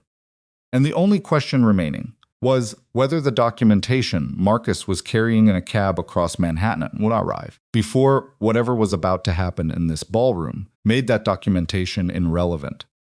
The 3 men did not rush. That was the thing about them. They moved through the ballroom with the patient, unhurried quality of people who have never needed to rush because the rooms they enter have already been arranged in their favor before they arrive. The first one shook Richard Whitmore's hand. The second one continued his scan of the room, unhurried, professional, the way a camera pans. The third one was still looking at Tae-Jun. Tae-Jun had not moved. Names, Nia said. She said it quietly, and she said it like a person who has run out of patience for partial information. The one shaking Richard's hand, Tae-Jun said, his voice equally quiet, equally level, is a man named Dale Prescott. He runs a private equity group called Harrow Capital. A pause. They've been a silent investor in the Whitmore development project for 14 months. 40% stake. Silent, Nia said. Silent, Tae-Jun confirmed. Meaning they're not on any of the public filings. Meaning they are on the private ones. He paused. The ones that don't become searchable unless someone knows where to look. Soo-yeon Park had gone very still beside Nia. The stillness of someone who has just heard a word that reorganizes a significant portion of their existing understanding. Harrow Capital, she said very quietly, and it was not a question. It was the sound of a name being placed against existing knowledge, and the two things matching in a way that was not welcome. You know them, Nia said. I know of them, Park said. Her voice had changed, not less controlled, but the control was doing more work than before. They've been connected to 3 charitable fund diversion cases in the last 6 years, none of which went to trial. She paused. All of which settled. Settled with NDAs, Nia said. Settled with NDAs. Nia looked at the 3 men across the ballroom. Dale Prescott was still talking to Richard Whitmore. Richard's posture had changed, the controlled urgency of earlier replaced by something that looked, from this distance, like a man receiving instructions rather than having a conversation. His head moved in small nods. His hands were still. Camille was watching her father. Her champagne glass was on the table, untouched. She had both hands flat on the tablecloth, and her jaw was tight, and she was watching her father talk to Dale Prescott with the expression of a woman watching a situation that she no longer controls and may never have fully controlled. That was new information. Nia filed it. The complaint Camille filed, Nia said. The building interruption at Marcus's office. The call from Fen. She looked at Park. Was any of that Camille? Park followed her thinking. You're asking if Prescott's people were moving independently. I'm asking who made those calls, Nia said. Because Camille's a board member who approved a partnership agreement that misrepresents overhead by 13%. And Prescott is a silent 40% investor in the development fund that's been receiving shell company payments from the scholarship pool. Those are 2 different sets of interests. She paused. And they don't automatically move together. Park looked at her with the expression she'd used earlier, the rapid assembly look. No, she said slowly. They don't. So when things went sideways tonight, Nia said, Camille was protecting the foundation's disclosure issue. And Prescott was protecting something larger, Park said. Tae-Jun spoke. Harrow Capital's exposure, if the shell company payments get traced, is not a civil matter. His voice was flat and certain. Wire fraud. Potentially RICO territory if the pattern extends across state lines. He paused. Which it does. How do you know that? Nia said. A pause. 2 seconds. Because Prescott tried to bring me in as a co-investor 14 months ago, Tae-Jun said. I declined. Another pause. I declined because I looked at the structure and understood what it was. Nia looked at him. You knew. I knew what the structure suggested, he said. I didn't have documentation, and I don't involve myself in other organizations' internal processes unless I have cause. Do you have cause now, she said. He met her eyes. Yes. The third man, the one who'd been looking at Tae-Jun, began moving. Not toward them, toward the side corridor. The one Nia had come from 20 minutes ago. The one that connected to the AV station and the event management office and the east corridor, where Garrett had taken her earlier. He's going for the footage, Nia said. Tae-Jun was already moving. He did not run. He walked with a pace that covered distance faster than it appeared to. And Nia moved with him, because standing still was no longer an option she had. Park, he said without turning. Call your contact. Now. Not in 20 minutes. Already dialing, Park said behind them. They reached the side corridor. The third man had a 30-second head start and had gone left toward the AV station. Tae-Jun went left without hesitating. and Nia stayed with him. And when they turned the corner, the man was standing at the AV station door, his hand on the handle, keycard in his other hand, that he had obtained from somewhere in the last 4 minutes. That door requires hotel authorization, Tae-Jun said. The man turned. He was in his 40s, heavy through the shoulders, with the specific face of someone who has never once been uncertain about whether the room would go his way. "You're Kang," he said, not a greeting, a data point being confirmed. "The footage from this evening has already been copied to the hotel's off-site server," Tae-Jun said. "Standard protocol for any event where it's been accessed during the event period." He paused. "Which it was, tonight, at my request." The man's hand was still on the door handle. His face had not changed. But something behind it had done a small calculation. "Whatever you're looking for in that room," Tae-Jun said, "is already somewhere else." Nia was watching the man's right hand, not the one on the door handle. "The other one. We should go back to the ballroom," she said. Both men looked at her. "Now," she said, "before someone documents what's happening in this corridor." She held up her phone. The camera was on, had been on since she turned the corner. The man looked at the phone. He looked at Tae-Jun. He released the door handle. He straightened his jacket with the precise, contained motion of someone absorbing a setback and integrating it into the next calculation without visible disruption. "Enjoy the rest of your evening," he said, addressing neither of them specifically, and walked back toward the ballroom. Nia lowered the phone. Her hand was steady. She was mildly surprised by this. "The footage is actually off-site," she said. "It will be in 11 minutes, Tae-Jun said. "I texted Garrett from the table." Nia looked at him. "Planned for this possibility," he said, simply, without apology or elaboration. "When?" she said. When Richard Whitmore took out his phone and turned away from the room, he said, 20 minutes ago she filed this too. There was a significant amount being filed tonight. At some point, she was going to have to open that filing cabinet and go through all of it." They walked back into the ballroom. The room had changed again. The social ease of the earlier part of the evening was gone. The conversations happening now were quieter, lower, people leaning toward each other across tables in the specific posture of people sharing information they're uncertain about. Multiple phones were visible, not filming the room receiving. Processings. Whatever had gone out on social media earlier, whatever the people who'd filmed in the foyer had posted, whatever had spread from person to person in the hours since the footage played on the ballroom screens was now arriving back into the room via the phones of the people who had been in that room. Nia could feel the shape of it without seeing the specific content. The particular energy of a story coming back to find its origin point. Dale Prescott saw them return. He said something brief to Richard. Richard straightened. Prescott left Richard's table and moved through the room with the same patient, unhurried quality as before, and Nia watched him come and did not move and did not look away.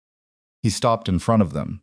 He was perhaps 60, with silver hair cut close, and the kind of face that looked like it had been arranged rather than grown precise.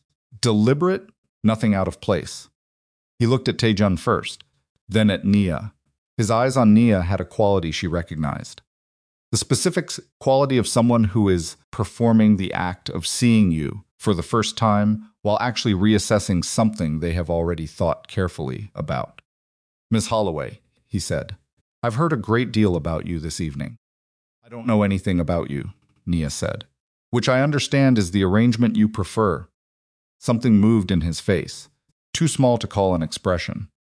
"I think there's been some confusion tonight about what's actually at stake," he said, "and I'd like the opportunity to clarify." "Clarify it here," Nia said. Pause. He glanced at the room around them. "This isn't the appropriate setting." "Then it can wait until it's appropriate," she said, "which will be in a room with my attorney present and everything being recorded." Prescott looked at Tae-Jun, man to man, the specific look of someone attempting to locate a channel of communication that bypasses the person they're actually dealing with. Tae-Jun said nothing. Prescott looked back at Nia. The arranged face did something small, not quite irritation. Precursor to irritation in a man who does not allow himself to display it. "I want to be direct with you," he said. You've been direct with my co-director's building, she said. You've been direct with my phone. I'd like you to try it with me. Precursor became the thing itself, briefly. 1 second, contained. Scholarship fund issue, he said. Lower now is a matter that can be resolved within the appropriate channels. What it does not need to become is a public. $7 million, Nia said. Prescott stopped. That's the number my attorney estimated, Nia said. Based on 4.5 years of shell company distributions from the scholarship fund to Whitmore Development. $7 million that was supposed to educate children and instead went into a real estate fund that you have a 40% stake in. She paused. Which is the number I'll be sharing with the relevant federal agencies as soon as my co-director walks through the front door of this hotel. The ballroom continued around them. String quartet and champagne and 500 people, having no idea that the conversation happening in the middle of their charity gala had just crossed into territory that none of them had dressed for. Prescott's voice dropped to the level that is not quite a whisper. You have no idea what you're starting. Then explain it to me. The Whitmore project employs 400 people, he said. Construction, development, adjacent contracts, suppliers. Ecosystem around that project. You're about to tell me that 400 jobs outweigh $7 million in stolen scholarship money, Nia said. I want you to hear yourself complete that sentence before you do. He did not complete it. My co-director's 17 minutes from this building, Nia said. My attorney is on the phone with a federal contact right now. The hotel footage has been secured off-site, and I have a phone recording of the 4 minutes I just spent on the side corridor. She paused. Whatever you came here tonight to prevent, you are now too late to prevent it. Prescott looked at her for a long moment, the arranged face doing its work, holding everything in place. Then he said, very quietly, this will not go the way you think. Most things don't, Nia said. I've found that to be true in general. He turned and walked back toward Richard Whitmore's table. Tae-Jun let out a breath. It was barely audible. She would not have caught it if she hadn't been standing close enough. You've handled people like that before, he said. I've handled people who thought they were bigger than the thing they did, she said. It's the same conversation every time. Her phone buzzed. Marcus, I'm 3 blocks out, he said, when she answered. I've got everything. Originals and photos. Come straight to the lobby. Don't talk to anyone at the door. Don't let anyone take anything from you. Nia, his voice was careful. There's a car. Black SUV. It was behind the cab from our block. It's still behind me. She looked at Tae-Jun. Marcus, she said. Is the cab driver's medallion visible? Yeah. Get the number. Text it to me. She hung up and looked at Tae-Jun. They're following Marcus. Tae-Jun had his own phone out. He made a call that lasted 45 seconds. He said 4 words in Korean that she didn't catch, and 2 sentences in English that she did. The medallion number, when you have it in lobby, not the door, the interior elevator bank. He hung up. Someone will meet him inside, he said. Your people. Yes. Nia looked at him. There was a conversation available in this moment about what his people were and what their presence in this building meant and what she was implicitly accepting by allowing them to be involved. She was aware of the conversation. She set it aside. Thank you, she said. He nodded, just nodded. The medallion number came through from Marcus. Tae-Jun forwarded it, and they moved toward the lobby. Park was in the corridor, off the phone, her expression carrying the specific quality of someone who has had a productive conversation and is already 3 steps into the next one. My federal contact is aware, she said. She asked for documentation to be submitted tonight, not tomorrow. She said, Park paused, chose her words. She said she has a file with Harrow Capital's name on it that's been waiting for this. They've been investigated before, Nia said. Adjacent to investigated, Park said. This would be direct. Tae-Jun's phone buzzed. He looked at it. Marcus is in the building, he said. The lobby of the Meridian Grand was quieter than the ballroom, a handful of arriving late guests, a couple near the bar to the right, staff at the front desk. Marcus came through the interior elevator bank door, looking like a man who had been sitting in a cab for 45 minutes in the specific posture of someone trying not to look like they're watching what's behind them. He was in jeans and his office jacket, carrying a canvas tote that he clutched by the handles with both hands, and when he saw Nia, his shoulders dropped 2 inches. "I've got everything," he said. He held out the tote. Every document. The originals and 2 sets of photos, one sent to the backup account and one sent to your personal email before I left the building. 3 copies, Park said. She was already looking at the tote with professional focus. "Good. I'm Soo-yeon Park. I'm acting as Ms. Holloway's attorney tonight. I need to look at everything." Marcus looked at Nia. She nodded. He handed over the tote. They moved to the hotel's small business center. Off the lobby, 4 chairs, a table, a printer no one was using.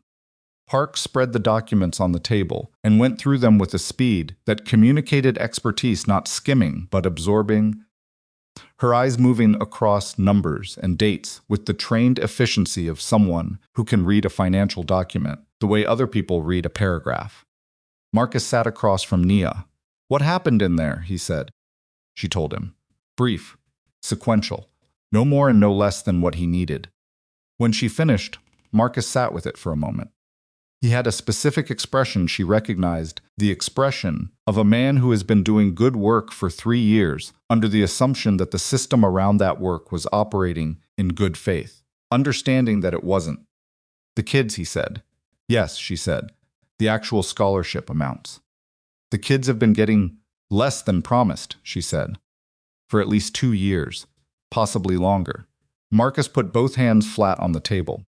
He pressed them down. He breathed. He looked at the wall for approximately 4 seconds, and what moved across his face in those 4 seconds was private, and Nia let it be private, because she had had her own 4 seconds in the ballroom and would have more later. "Okay," he said. "What do we do?" "Park files the documentation tonight," Nia said. "Federal contact. The fraud pattern gets into the right hands before anything can be pressured, settled, or buried." She paused. "And we go back into that ballroom." Marcus frowned. "Why?" "Because there are 500 people in there who came tonight to support a children's scholarship fund," she said. "And most of them have no idea what they've actually been supporting." She paused.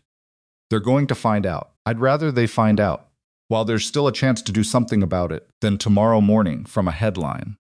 Marcus looked at her for a long moment. "You're going to say something in there?" "Yes. To 500 people, if they'll let me have a microphone." He was quiet then. "Garrett's not going to love that." "Garrett's been having a bad night since the foyer," she said. "He'll survive one more thing." Park looked up from the documents. "The overhead discrepancy is clear and unambiguous," she said. 9% in the partnership documents, 22 in the federal filing. Across 11 contributing partners over 2 years, minimum. She set down a paper.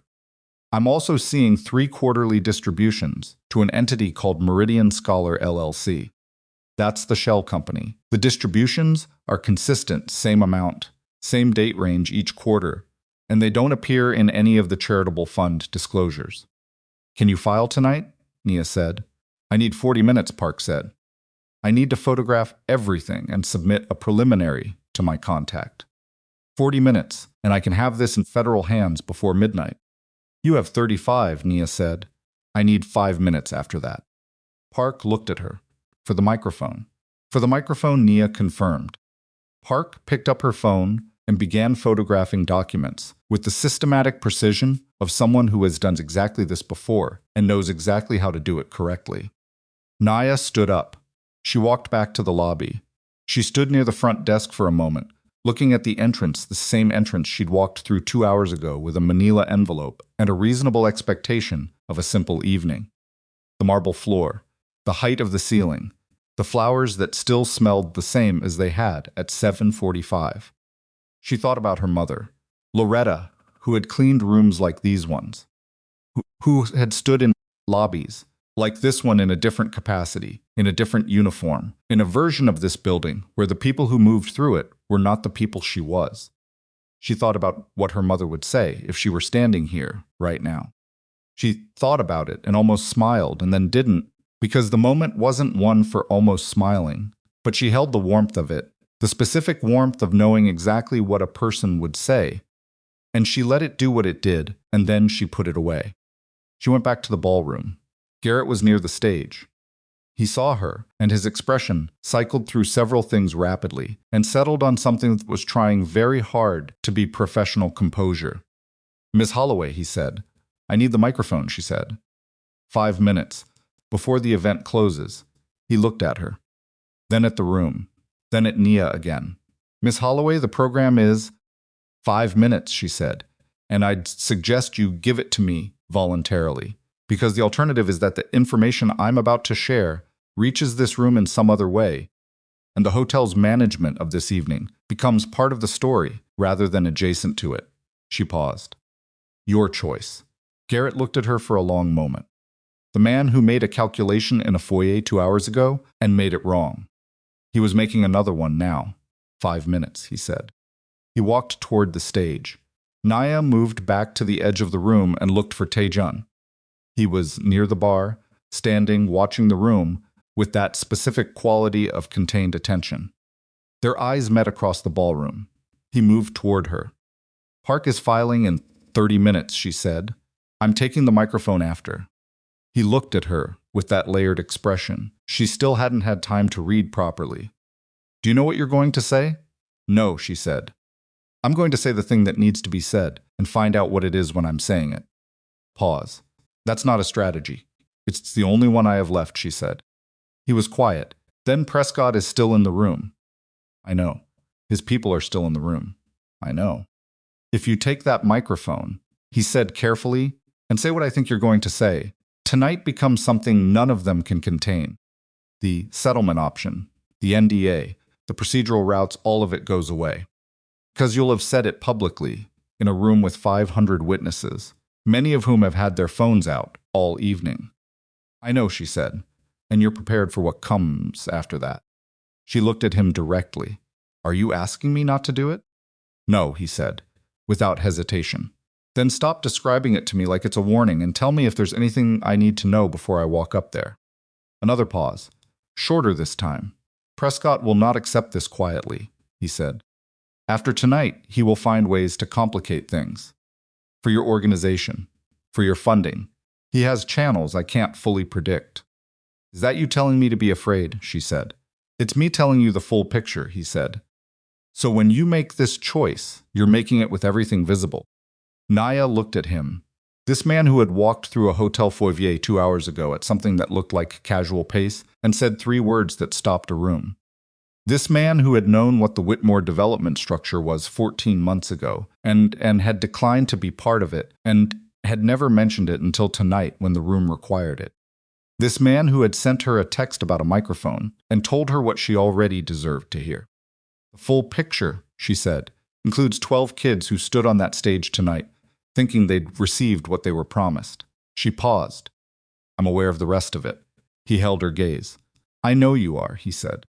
Garrett was at the microphone stand, speaking briefly to the event's MC. The MC, a polished man in his 50s, who had been managing the evening's program with professional smoothness, listened, glanced toward Nia, and arranged his expression into something neutral. Across the room, Prescott had turned. He was watching. He had gone very still, in the way that physically large things go still when they are preparing for something. Richard Whitmore. Whitmore was on his phone again. His face was the face of a man who is running out of options, and the rich men run out of options in full view of people they have spent their lives performing invulnerability for. Camille was not at her table. Nia scanned the room. She was near the side corridor, standing alone for the first time all evening. No group, no performance, no champagne. Just standing, watching her father, watching Prescott, watching the room she had grown up in, the kind of room she had been told since birth she was positioned to inhabit, reorganize itself around something she had not anticipated and could not stop. Garrett appeared at Nia's elbow. "The stage is yours," he said. His voice had an exhaustion in it that she recognized as a man who has decided to do the right thing and is already tired from the deciding. 2 minutes, Nia nodded. Her phone buzzed. "Park. Filing in 12 minutes. Go." She put the phone in her purse. She walked toward the stage. The room did not go quiet, yet she was not at the microphone. She was simply moving through it, and for the first 30 feet, she was just another woman, in a navy dress crossing a ballroom floor. She passed tables with people who glanced up and went back to their conversations. She passed a waiter who stepped aside without looking at her. She passed the table where 12 scholarship families were still gathered, parents and children and siblings, and in the faces of the kids, the specific luminous exhaustion of children who have been in fancy rooms past their usual bedtime and are running on occasion and adrenaline. One of the kids saw her, a girl 16, the one who'd come from the after-school program, the one Nia had tutored in reading comprehension. Her name was Brianna, and she had read in a halting, determined way that became something else. Over 2 years, became fluent, became confident, became the reading of someone who has discovered that words do the things she thought that they'd do. That stories are what she suspected stories were. Brianna looked at Nia from the table with her scholarship folder in her hands, and she said, quietly enough that only Nia heard it, "Miss Nia." Nia stopped. She looked at the girl, at the folder, at the face of a 16-year-old who had stood on a stage an hour ago and received an award that meant something to her, and who did not yet know what the folder contained or didn't contain, or what the fund behind it had been doing with money that was supposed to be hers. She would know. That was part of what tonight was about, making sure she knew, and making sure something was done about it while it could still be undone. "You were great up there," Nia said. Brianna smiled. 16 and tired and proud and totally unaware of everything happening around her. Nia walked to the stage. The MC introduced her as a foundation partner and community educator who had requested a brief word with the assembled guests.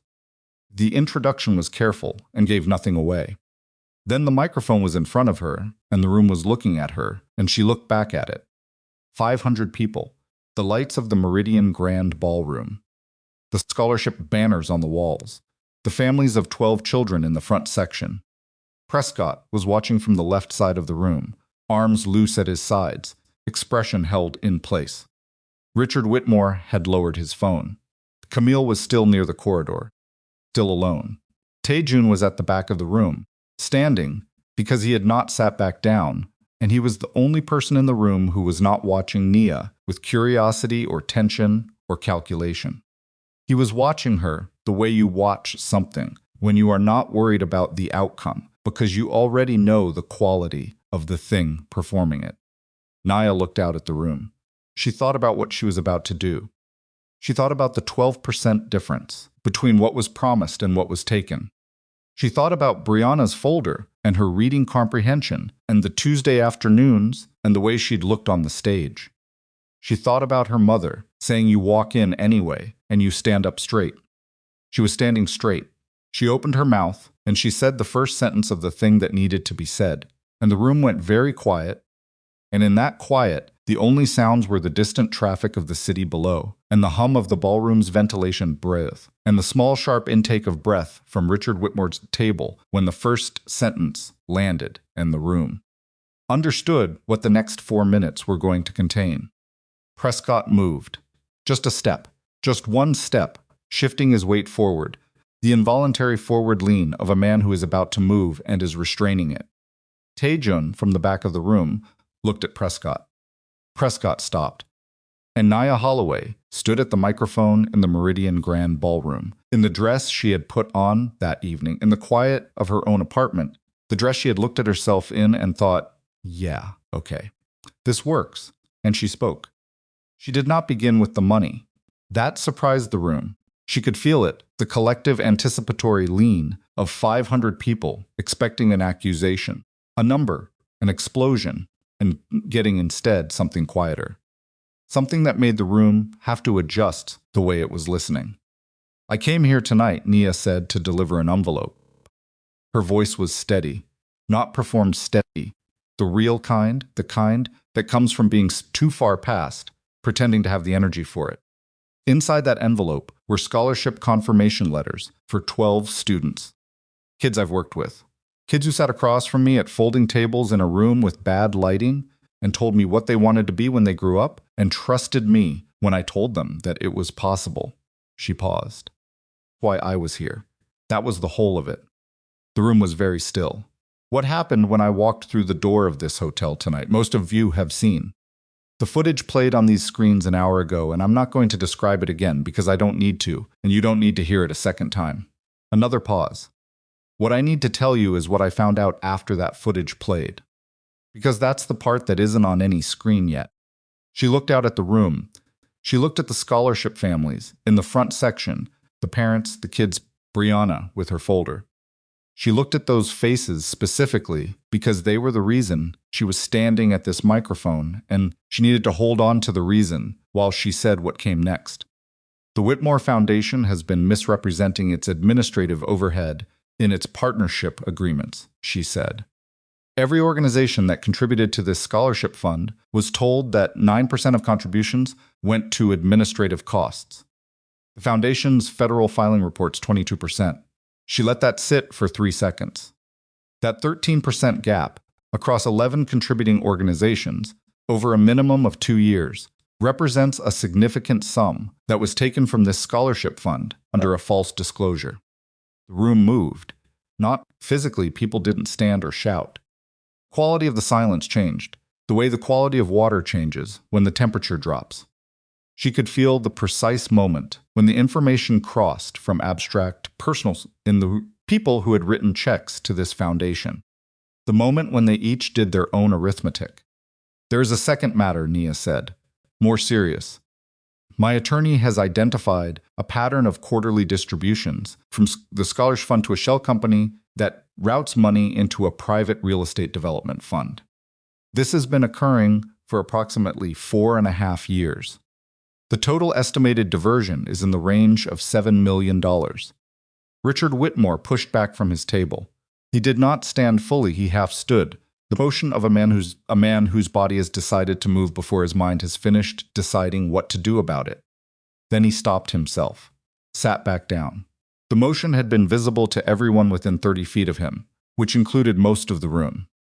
Camille had not moved from the corridor doorway. Prescott had gone completely still.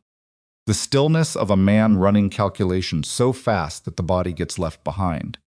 I want to say something to the families in this room, Nia continued. She looked at them directly, the parents, who had dressed their children in white and brought them to a ballroom and watched them stand in a spotlight. Your children's scholarships are real. The money in those accounts is real. What was taken above and beyond what you received. It was taken from the pool, not from your specific awards. And there are people in this room tonight and people outside this room who are working right now to ensure that what was diverted is accounted for and answered for. She paused. Your children earned what they received. No one can take that. Brianna was looking at her. The girl's face was doing the specific thing that 16-year-old faces do when they are understanding something adult about the world for the first time, not collapsing, not erupting, just absorbing. Taking it in, filing it. Nia looked at her for 1 extra second before looking back at the room. I am not asking you to be angry on my behalf, she said. I am asking you to make a decision about what kind of institutions you choose to support. I'm asking you to ask the questions that verify what you're told before the money leaves your hands. I'm asking you to remember that the children you came here to celebrate tonight deserved people around them who operated in good faith. And the next time you find yourself in a room where someone is being told they don't belong, I am asking you to look at who is doing the telling and why and what they need everyone in that room to be looking away from while they do it. She stepped back from the microphone. She did not wait for applause. She did not look at Prescott or Richard Whitmore. She stepped back from the microphone the way she'd knelt on the marble floor with full attention, without performing anything for anyone watching. The room was silent for 4 seconds. Then, the woman in the deep red dress, the silver-haired woman who had nodded at Nia when she first entered the ballroom, the woman she still didn't know the name of, stood up from her table.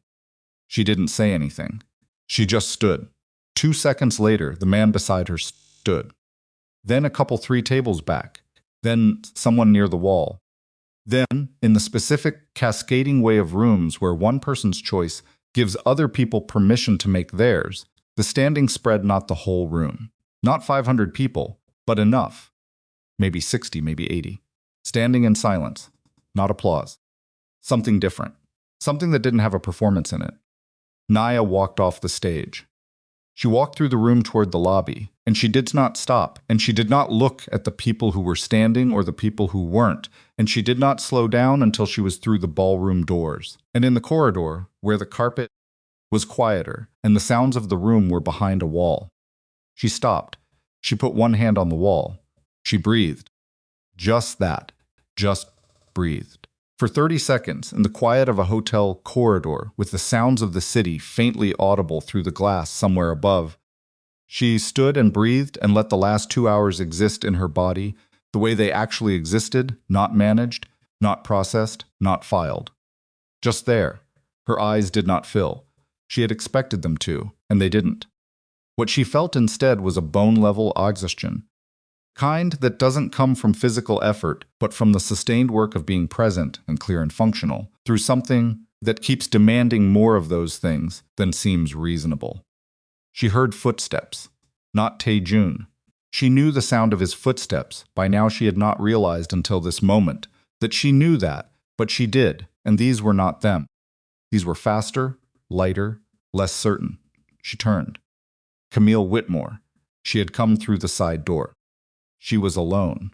She had her hands at her sides, and her champagne-colored gown caught the light in the corridor in a way that was almost absurd, given the specific quality of this moment, and her face had finally, completely, shed every version of the performance it had been wearing all evening. What was left underneath was younger than Nia had expected. Not young Camille was in her mid-30s, not a child.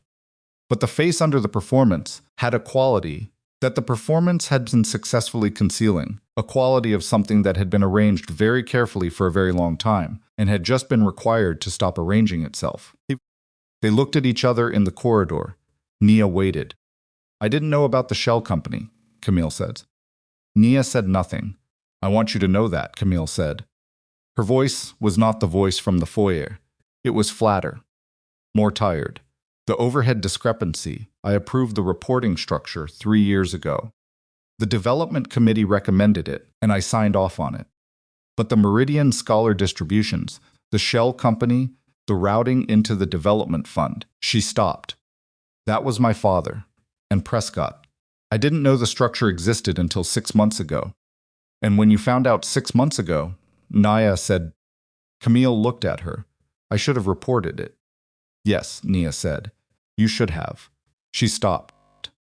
Started again. I thought there was a way to unwind it internally. Without everything, her hand gestured, vaguely, toward the ballroom. Without everything becoming public, Nia said, yes. Without your family's name being attached to it. Camille said nothing, which was the honest answer supper. You were protecting them, Nia said. I was protecting myself, Camille said, and at the flatness in her voice. When she said it was the flatness of someone saying a true thing that they find neither surprising nor excusable. I'm not going to dress it up. I was protecting what I would lose if it came out. Nia looked at her, the long look, the one she'd given her in the foyer that had made Camille's smile flicker, except that this version was different, because this version was not a choice between engaging and refusing. This version was just looking, seeing what was actually there. Tonight, Nia said, in the foyer, when you knocked my purse. Camille's jaw tightened. That wasn't about protecting your family's financial arrangement, Nia said. You. That was you, looking at a woman you decided didn't belong in a room you've always believed was yours, and deciding what you wanted to do about it. She paused. The fraud is one thing. That was another thing. And I need you to understand that I'm keeping them separate. Camille looked at her for a long moment. Something moved through her face. Not an apology, not yet, but the precursor to one, the specific expression of Simpson who is standing at the edge of something they've never stood at the edge of before, which is the full and unmanaged recognition of what they cost another person. I know, Camille said. Say it, Nia said, not cruelly. Not with any edge designed to wound, just directly. Camille breathed. What I did in that foyer was wrong, she said. It was deliberate and it was cruel and it was... She stopped. The things that were said, by me and by the people I was with, they were wrong. Silence. I'm sorry, Camille said. 2 words. Said without embellishment, without a performance of contrition, without the smooth corporate apology quality. that her father had deployed and Tae-Jun had rejected an hour ago. Just 2 words in a flat, tired voice in a hotel corridor. Nia looked at her for a moment longer. "I heard you," she said. She did not say, "I forgive you." She did not say it's okay. She did not offer anything that was not true, because false comfort was a form of lie, and she had run out of tolerance for lies of any size tonight. She said, "I heard you," which was true and was enough. Camille nodded once. She looked at the floor. Then she turned and went back through the side door. Nia stood alone in the corridor. She thought about what she'd just said from that microphone. She thought about Park in the business center with 40 pages of documentation being submitted to a federal contact. She thought about Prescott's expression when the first sentence landed and the room understood what was happening. She thought about Richard Whitmore's half-stand, the betrayal of a body that had not finished deciding. She thought about $7 million and the shell company and the quarterly distributions in 4.5 years. She thought about Brianna's folder. Then she stopped thinking about all of it deliberately, the way you stop looking at a wound once you've seen the depth of it and understood what it requires. Thinking was done. The doing was happening. Park was doing it. The federal contact was receiving it. The room full of 500 witnesses was sitting with what they'd heard. The doing was in other hands now, legitimate hands, and what Nia had been required to do she had done. She heard his footsteps. She turned before he reached her. Tae-Jun came through the ballroom door and stopped when he saw her against the wall.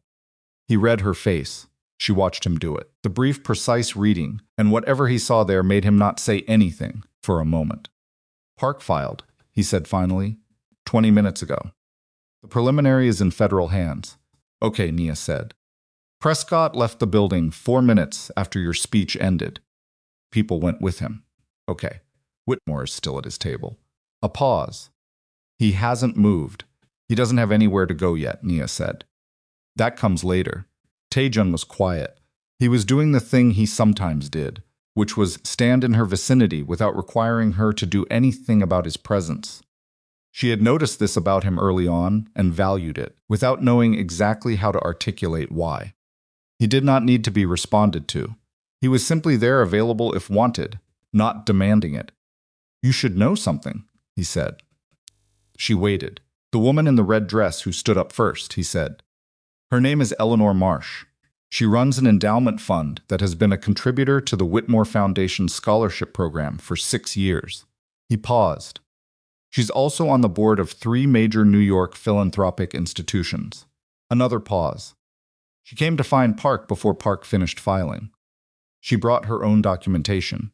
Her fund's partnership agreement, the overhead discrepancy in hers is 18%.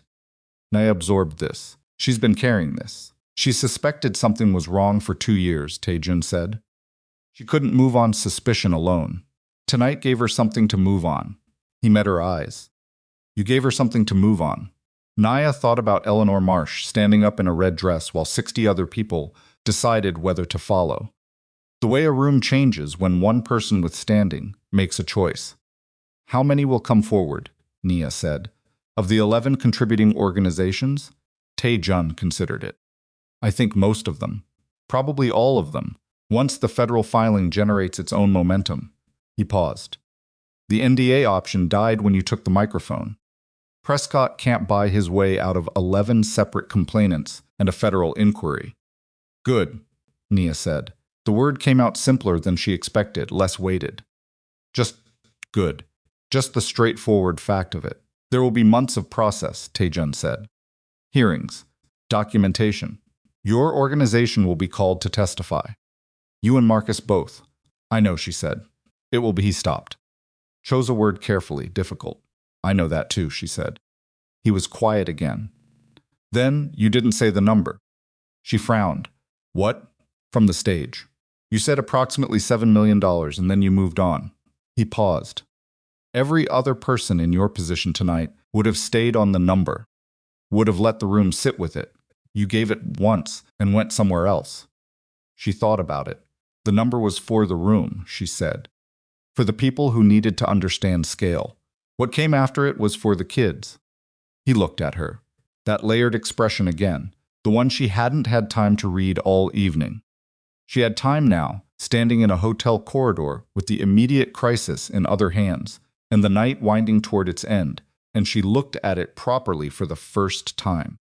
What was in his face was not admiration. Exactly, it was more specific than admiration, which is a general thing. It was the specific expression of someone who has watched a person they regard highly do something that confirms, beyond what they had previously known, the quality of that person's character. It was recognition, not of who she was in his life, or what their relationship was, or what it might become. Those were separate questions that could be addressed separately. It was recognition of her, just her. The person standing in front of him, who had spent 2 hours in a hotel on the worst kind of night and had come through the other side without becoming a different version of herself. She knew what it was because she felt something like it looking back at him. "I need to eat something," she said. He blinked. The expression shifted, recalibrated. Something at the edge of his mouth moved. "Right now? I had half a granola bar at 4 o'clock, she said. "It's after 10. I need food." He was quiet for 2 seconds. "The kitchen closes at 11, he said. "Then we have an hour." He considered this. "There's a restaurant 2 blocks east that I know." "Is it quiet?" "At this hour, yes." "Does it have booths?" A pause. "Yes." "Then let's go," she said. She pushed off the wall and straightened the strap of her purse on her shoulder and started toward the lobby. He fell into step beside her without ceremony, without making a production of it, just matching her pace the way people do when they've walked alongside each other before, and the adjustment is automatic. They passed through the Meridian Grand's lobby, the marble floor, the flowers, the height of the ceiling that had felt like something other than architecture when she first walked in. The front desk attendant glanced up, looked at them both, looked back down. They went through the main entrance and out into the night air. Manhattan, at 10:15, had its own quality, the version of the city that exists after dinner and before midnight, loud enough to be alive, but no longer at its peak intensity. The streets carrying the particular energy of people who are still in the evening, but beginning to feel the shape of its end. Taxis moved past. A group of young people in casual clothes crossed the intersection ahead. Somewhere above the street, a window was lit, and someone's music was faint and impossible to identify. Nia breathed the outside air. It was cold in the clean way autumn nights in New York are cold, and it went into her lungs and did something simple and necessary there, and she breathed it again. They walked 2 blocks east without talking. Not the silence of people who can't talk, but the silence of people who don't need to, which is a different thing and a rarer one. The city made enough noise around them that the silence had texture. Her heels were audible on the sidewalk. His shoes were not. The restaurant was small and lit low and had booths along the left wall. A Tuesday night, nearly empty, a man at the counter reading something on his phone. 2 women near the back in conversation. The smell of coffee and something warm being cooked. They took the second booth from the front. Nia sat down and felt the specific physical relief of sitting that has nothing to do with tiredness and everything to do with the weight of the evening finally having somewhere to go. She put her purse on the seat beside her. She put both forearms on the table. A server came. Young man, 20s, the specific energy of someone finishing a shift and managing it gracefully. He set down menus. Tae-Jun ordered coffee. Nia ordered coffee and whatever the kitchen could produce quickly. And the server said soup and a sandwich probably, and she said perfect, and he left. She looked at her phone. 3 texts from Marcus, sent within the last 40 minutes. The first, Park filed, federal contact confirmed receipt. The second, Eleanor Marsh's fund is providing supplementary documentation. Third sent, 8 minutes ago, you okay? She typed back, yes. Eat something. 3 dots. Then already ahead of you. Call me tomorrow. She put the phone face down on the table. Tae-Jun was watching the street through the window. He had his jacket on still, and his hands were around the coffee cup the server had brought, and he had the look of a man who has come to the end of something long and is doing the quiet work of settling into what comes after. "I want to tell you something," she said. He turned from the window. "When you walked through that foyer tonight," she said. "When you said don't touch her," She paused. The reason it hit the room the way it did, it wasn't because of who you are. It wasn't the business empire or the reputation or the fear. She paused again. It was the way you said it, like there was no other possible thing to say. He looked at her. There wasn't. I know, she said. That's what I'm telling you. He was quiet. The months before tonight, she said. The things you did for my organization without putting your name on it. The contacts you made available. The referrals that showed up without anyone explaining where they came from. She looked at her coffee. I knew it was you. I didn't say anything because I didn't know how to say it without making it into a different conversation than I was ready for. I know, he said. You know I knew? I suspected, he said. You became much less surprised by good news than you used to be. She looked at him. That's observant. You're not very difficult to read, he said. When you're not working at it, and when I am working at it, then you're very difficult to read, he said. And the effort itself is visible, which tells me something. She sat with this. The soup arrived, something with broth and vegetables and bread on the side, and she ate the first spoonful, and her body responded to it with a gratitude that was almost embarrassing. There's going to be a process, she said after a moment. Months of it, maybe longer. Yes, he said. My organization will be under scrutiny as a complainant. Our funding relationships may shift while everything moves through the system. Yes, he said. And you pulling out of the Whitmore development deal tonight, that's going to generate its own conversation in certain rooms. People will say it was personal. Let them, he said. It will complicate things for you. Less than you're imagining, he said. And differently than you're imagining. She looked at him. How differently? He considered how to say it. The people in those rooms who matter, he said carefully, understand two things about me.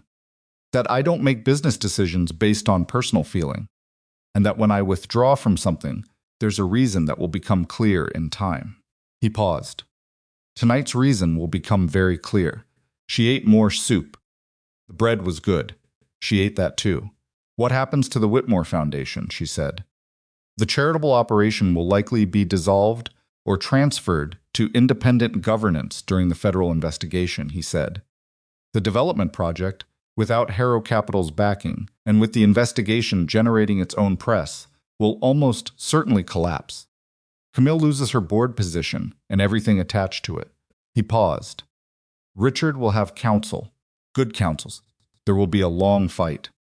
And Prescott's been careful, Tae-Jun said. He's always been careful, but 4.5 years of documented distributions to a shell company in federal hands, with 11 contributing organizations prepared to take careful, stops-mattering crats at a certain scale. Nia looked at her coffee. She thought about Prescott's arranged face and his patience and the way he'd moved through the ballroom like a man who had never once been in a room that didn't ultimately go his way. He said it wouldn't go the way I think, she said. He was right, Tae-Jun said. It will go harder than you think. It will take longer. There'll be moments seems like it's going nowhere or backward. He paused. But the documentation is in the right hands. And Eleanor Marsh's organization has standing that Prescott can't outspend or outmaneuver. And you have. He stopped. What, she said. You said something from that stage tonight, he said. About what it means when people only respect someone after discovering who stands behind them. He looked at her directly. I want to tell you that I was standing in the back of that room, and I did not have one single thought about what stood behind you. I was watching what stood in front of that microphone. Nia looked at him. This was the moment she had been filing all evening, the layered thing in his expression that she hadn't had time to examine. She was examining it now at a table in a small restaurant 2 blocks from the Meridian Grand with soup cooling in front of her and the city continuing outside the window. You're doing something right now, she said. I know, he said. You're being very careful about how you say something. I'm always careful, he said, with things that matter. She looked at him for a long moment. At this man who had walked through a hotel foyer and said 3 words and meant them. Who had known about a fraudulent investment structure and declined to be part of it and said nothing to anyone until the night it was necessary to say everything. Who had sent a text about a microphone because she deserved to have been introduced from a stage she'd helped finance, who had stood at the back of a room and watched her stand at the front of it and had not once tried to be between her and the things she was doing. She thought about the question she had been not asking herself for several months. Question that lived in the same filing cabinet as the layered expression and the text messages that came to 7 seconds after she sent one, and the way he said her name in the middle of a ballroom when she was telling him she came here to drop off documents. She thought about the choice being hers. It had always been hers.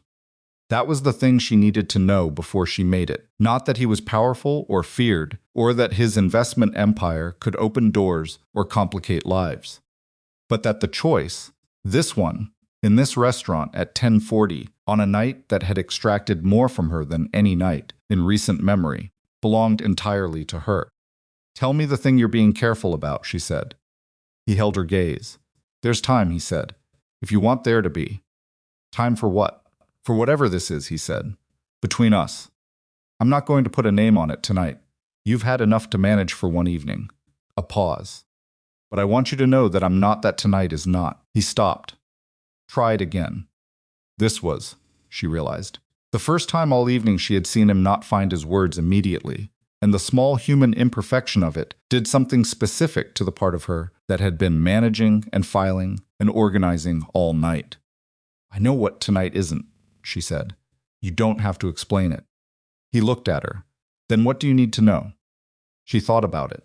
Genuinely thought about it, the question deserving a genuine answer. "Whether you see me," she said, "not who I'm attached to. Not what I do or what I've built or what I proved tonight." She paused.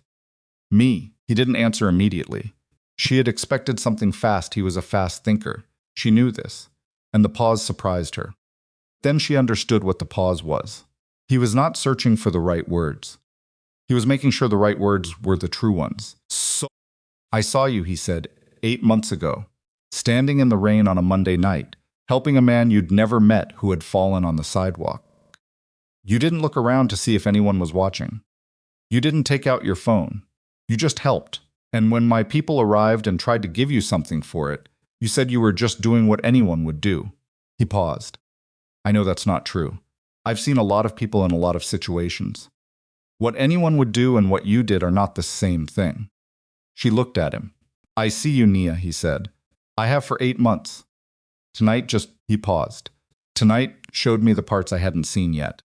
The server came and refilled the coffee without asking, the way good servers do, and retreated without disrupting anything. Outside the window a cab went by, then another.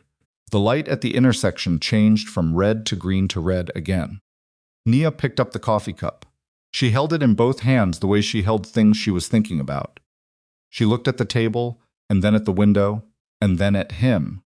She thought about a woman named Nia Holloway, who had said you walk in anyway, and you stand up straight.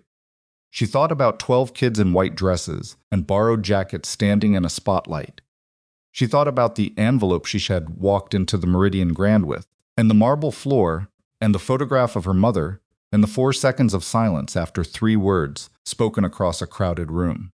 She thought about everything the night had cost, and everything it had returned, and whether those two things balanced, and whether balancing was even the right measure. She set the coffee cup down. "Okay," she said. He looked at her. "Okay, what?" "Okay, there's time," she said. "If you still want there to be." Something moved in his face, not the controlled small expressions, but something we're watching all evening, but something that was allowed to be visible in a way the other expressions hadn't been. It lasted 3 seconds, and then the control returned, but those 3 seconds were real, and she had seen them, and she stored them in a different place than the filing cabinet, in the place where she kept things that were just hers. "I want there to be," he said. She nodded. They sat across from each other in a small restaurant 2 blocks east of the Meridian Grand on a Tuesday night in October, with coffee going warm between them and the city, doing what the city does on the other side of the glass. And for the first time in approximately 4 hours, neither of them had anything urgent left to do. It was not a perfect ending. There was still a federal inquiry and months of testimony and a legal process that would be grinding and imperfect and slow. There was still Marcus, who would need to prepare the organization for scrutiny. There was still Brianna, who would need to be told by someone. She trusted what the foundation had been doing, and who would need to understand what had been done about it and why it mattered. There was still the Community Learning Center that Nia had been planning for 2 years. Something needed to die quietly, the one with the space she'd identified in the neighborhood, and the funding model she'd been building, and the name she'd decided on her mother's name that she hadn't told anyone yet. There was still all of that ahead. But in the restaurant, at 10:47 on a Tuesday night, Nia Holloway sat across from a man who saw her, and she was not performing anything for anyone. And her mother's photograph was in her purse, and her soup was half finished, and the bread was good. And she was exactly where she had gotten herself to by doing the work and standing up straight and walking into rooms that hadn't been built for her until enough of them were. She picked up her coffee. Tae-Jun picked up his. Outside, the city continued without any particular interest in the two of them, which was exactly as it should be.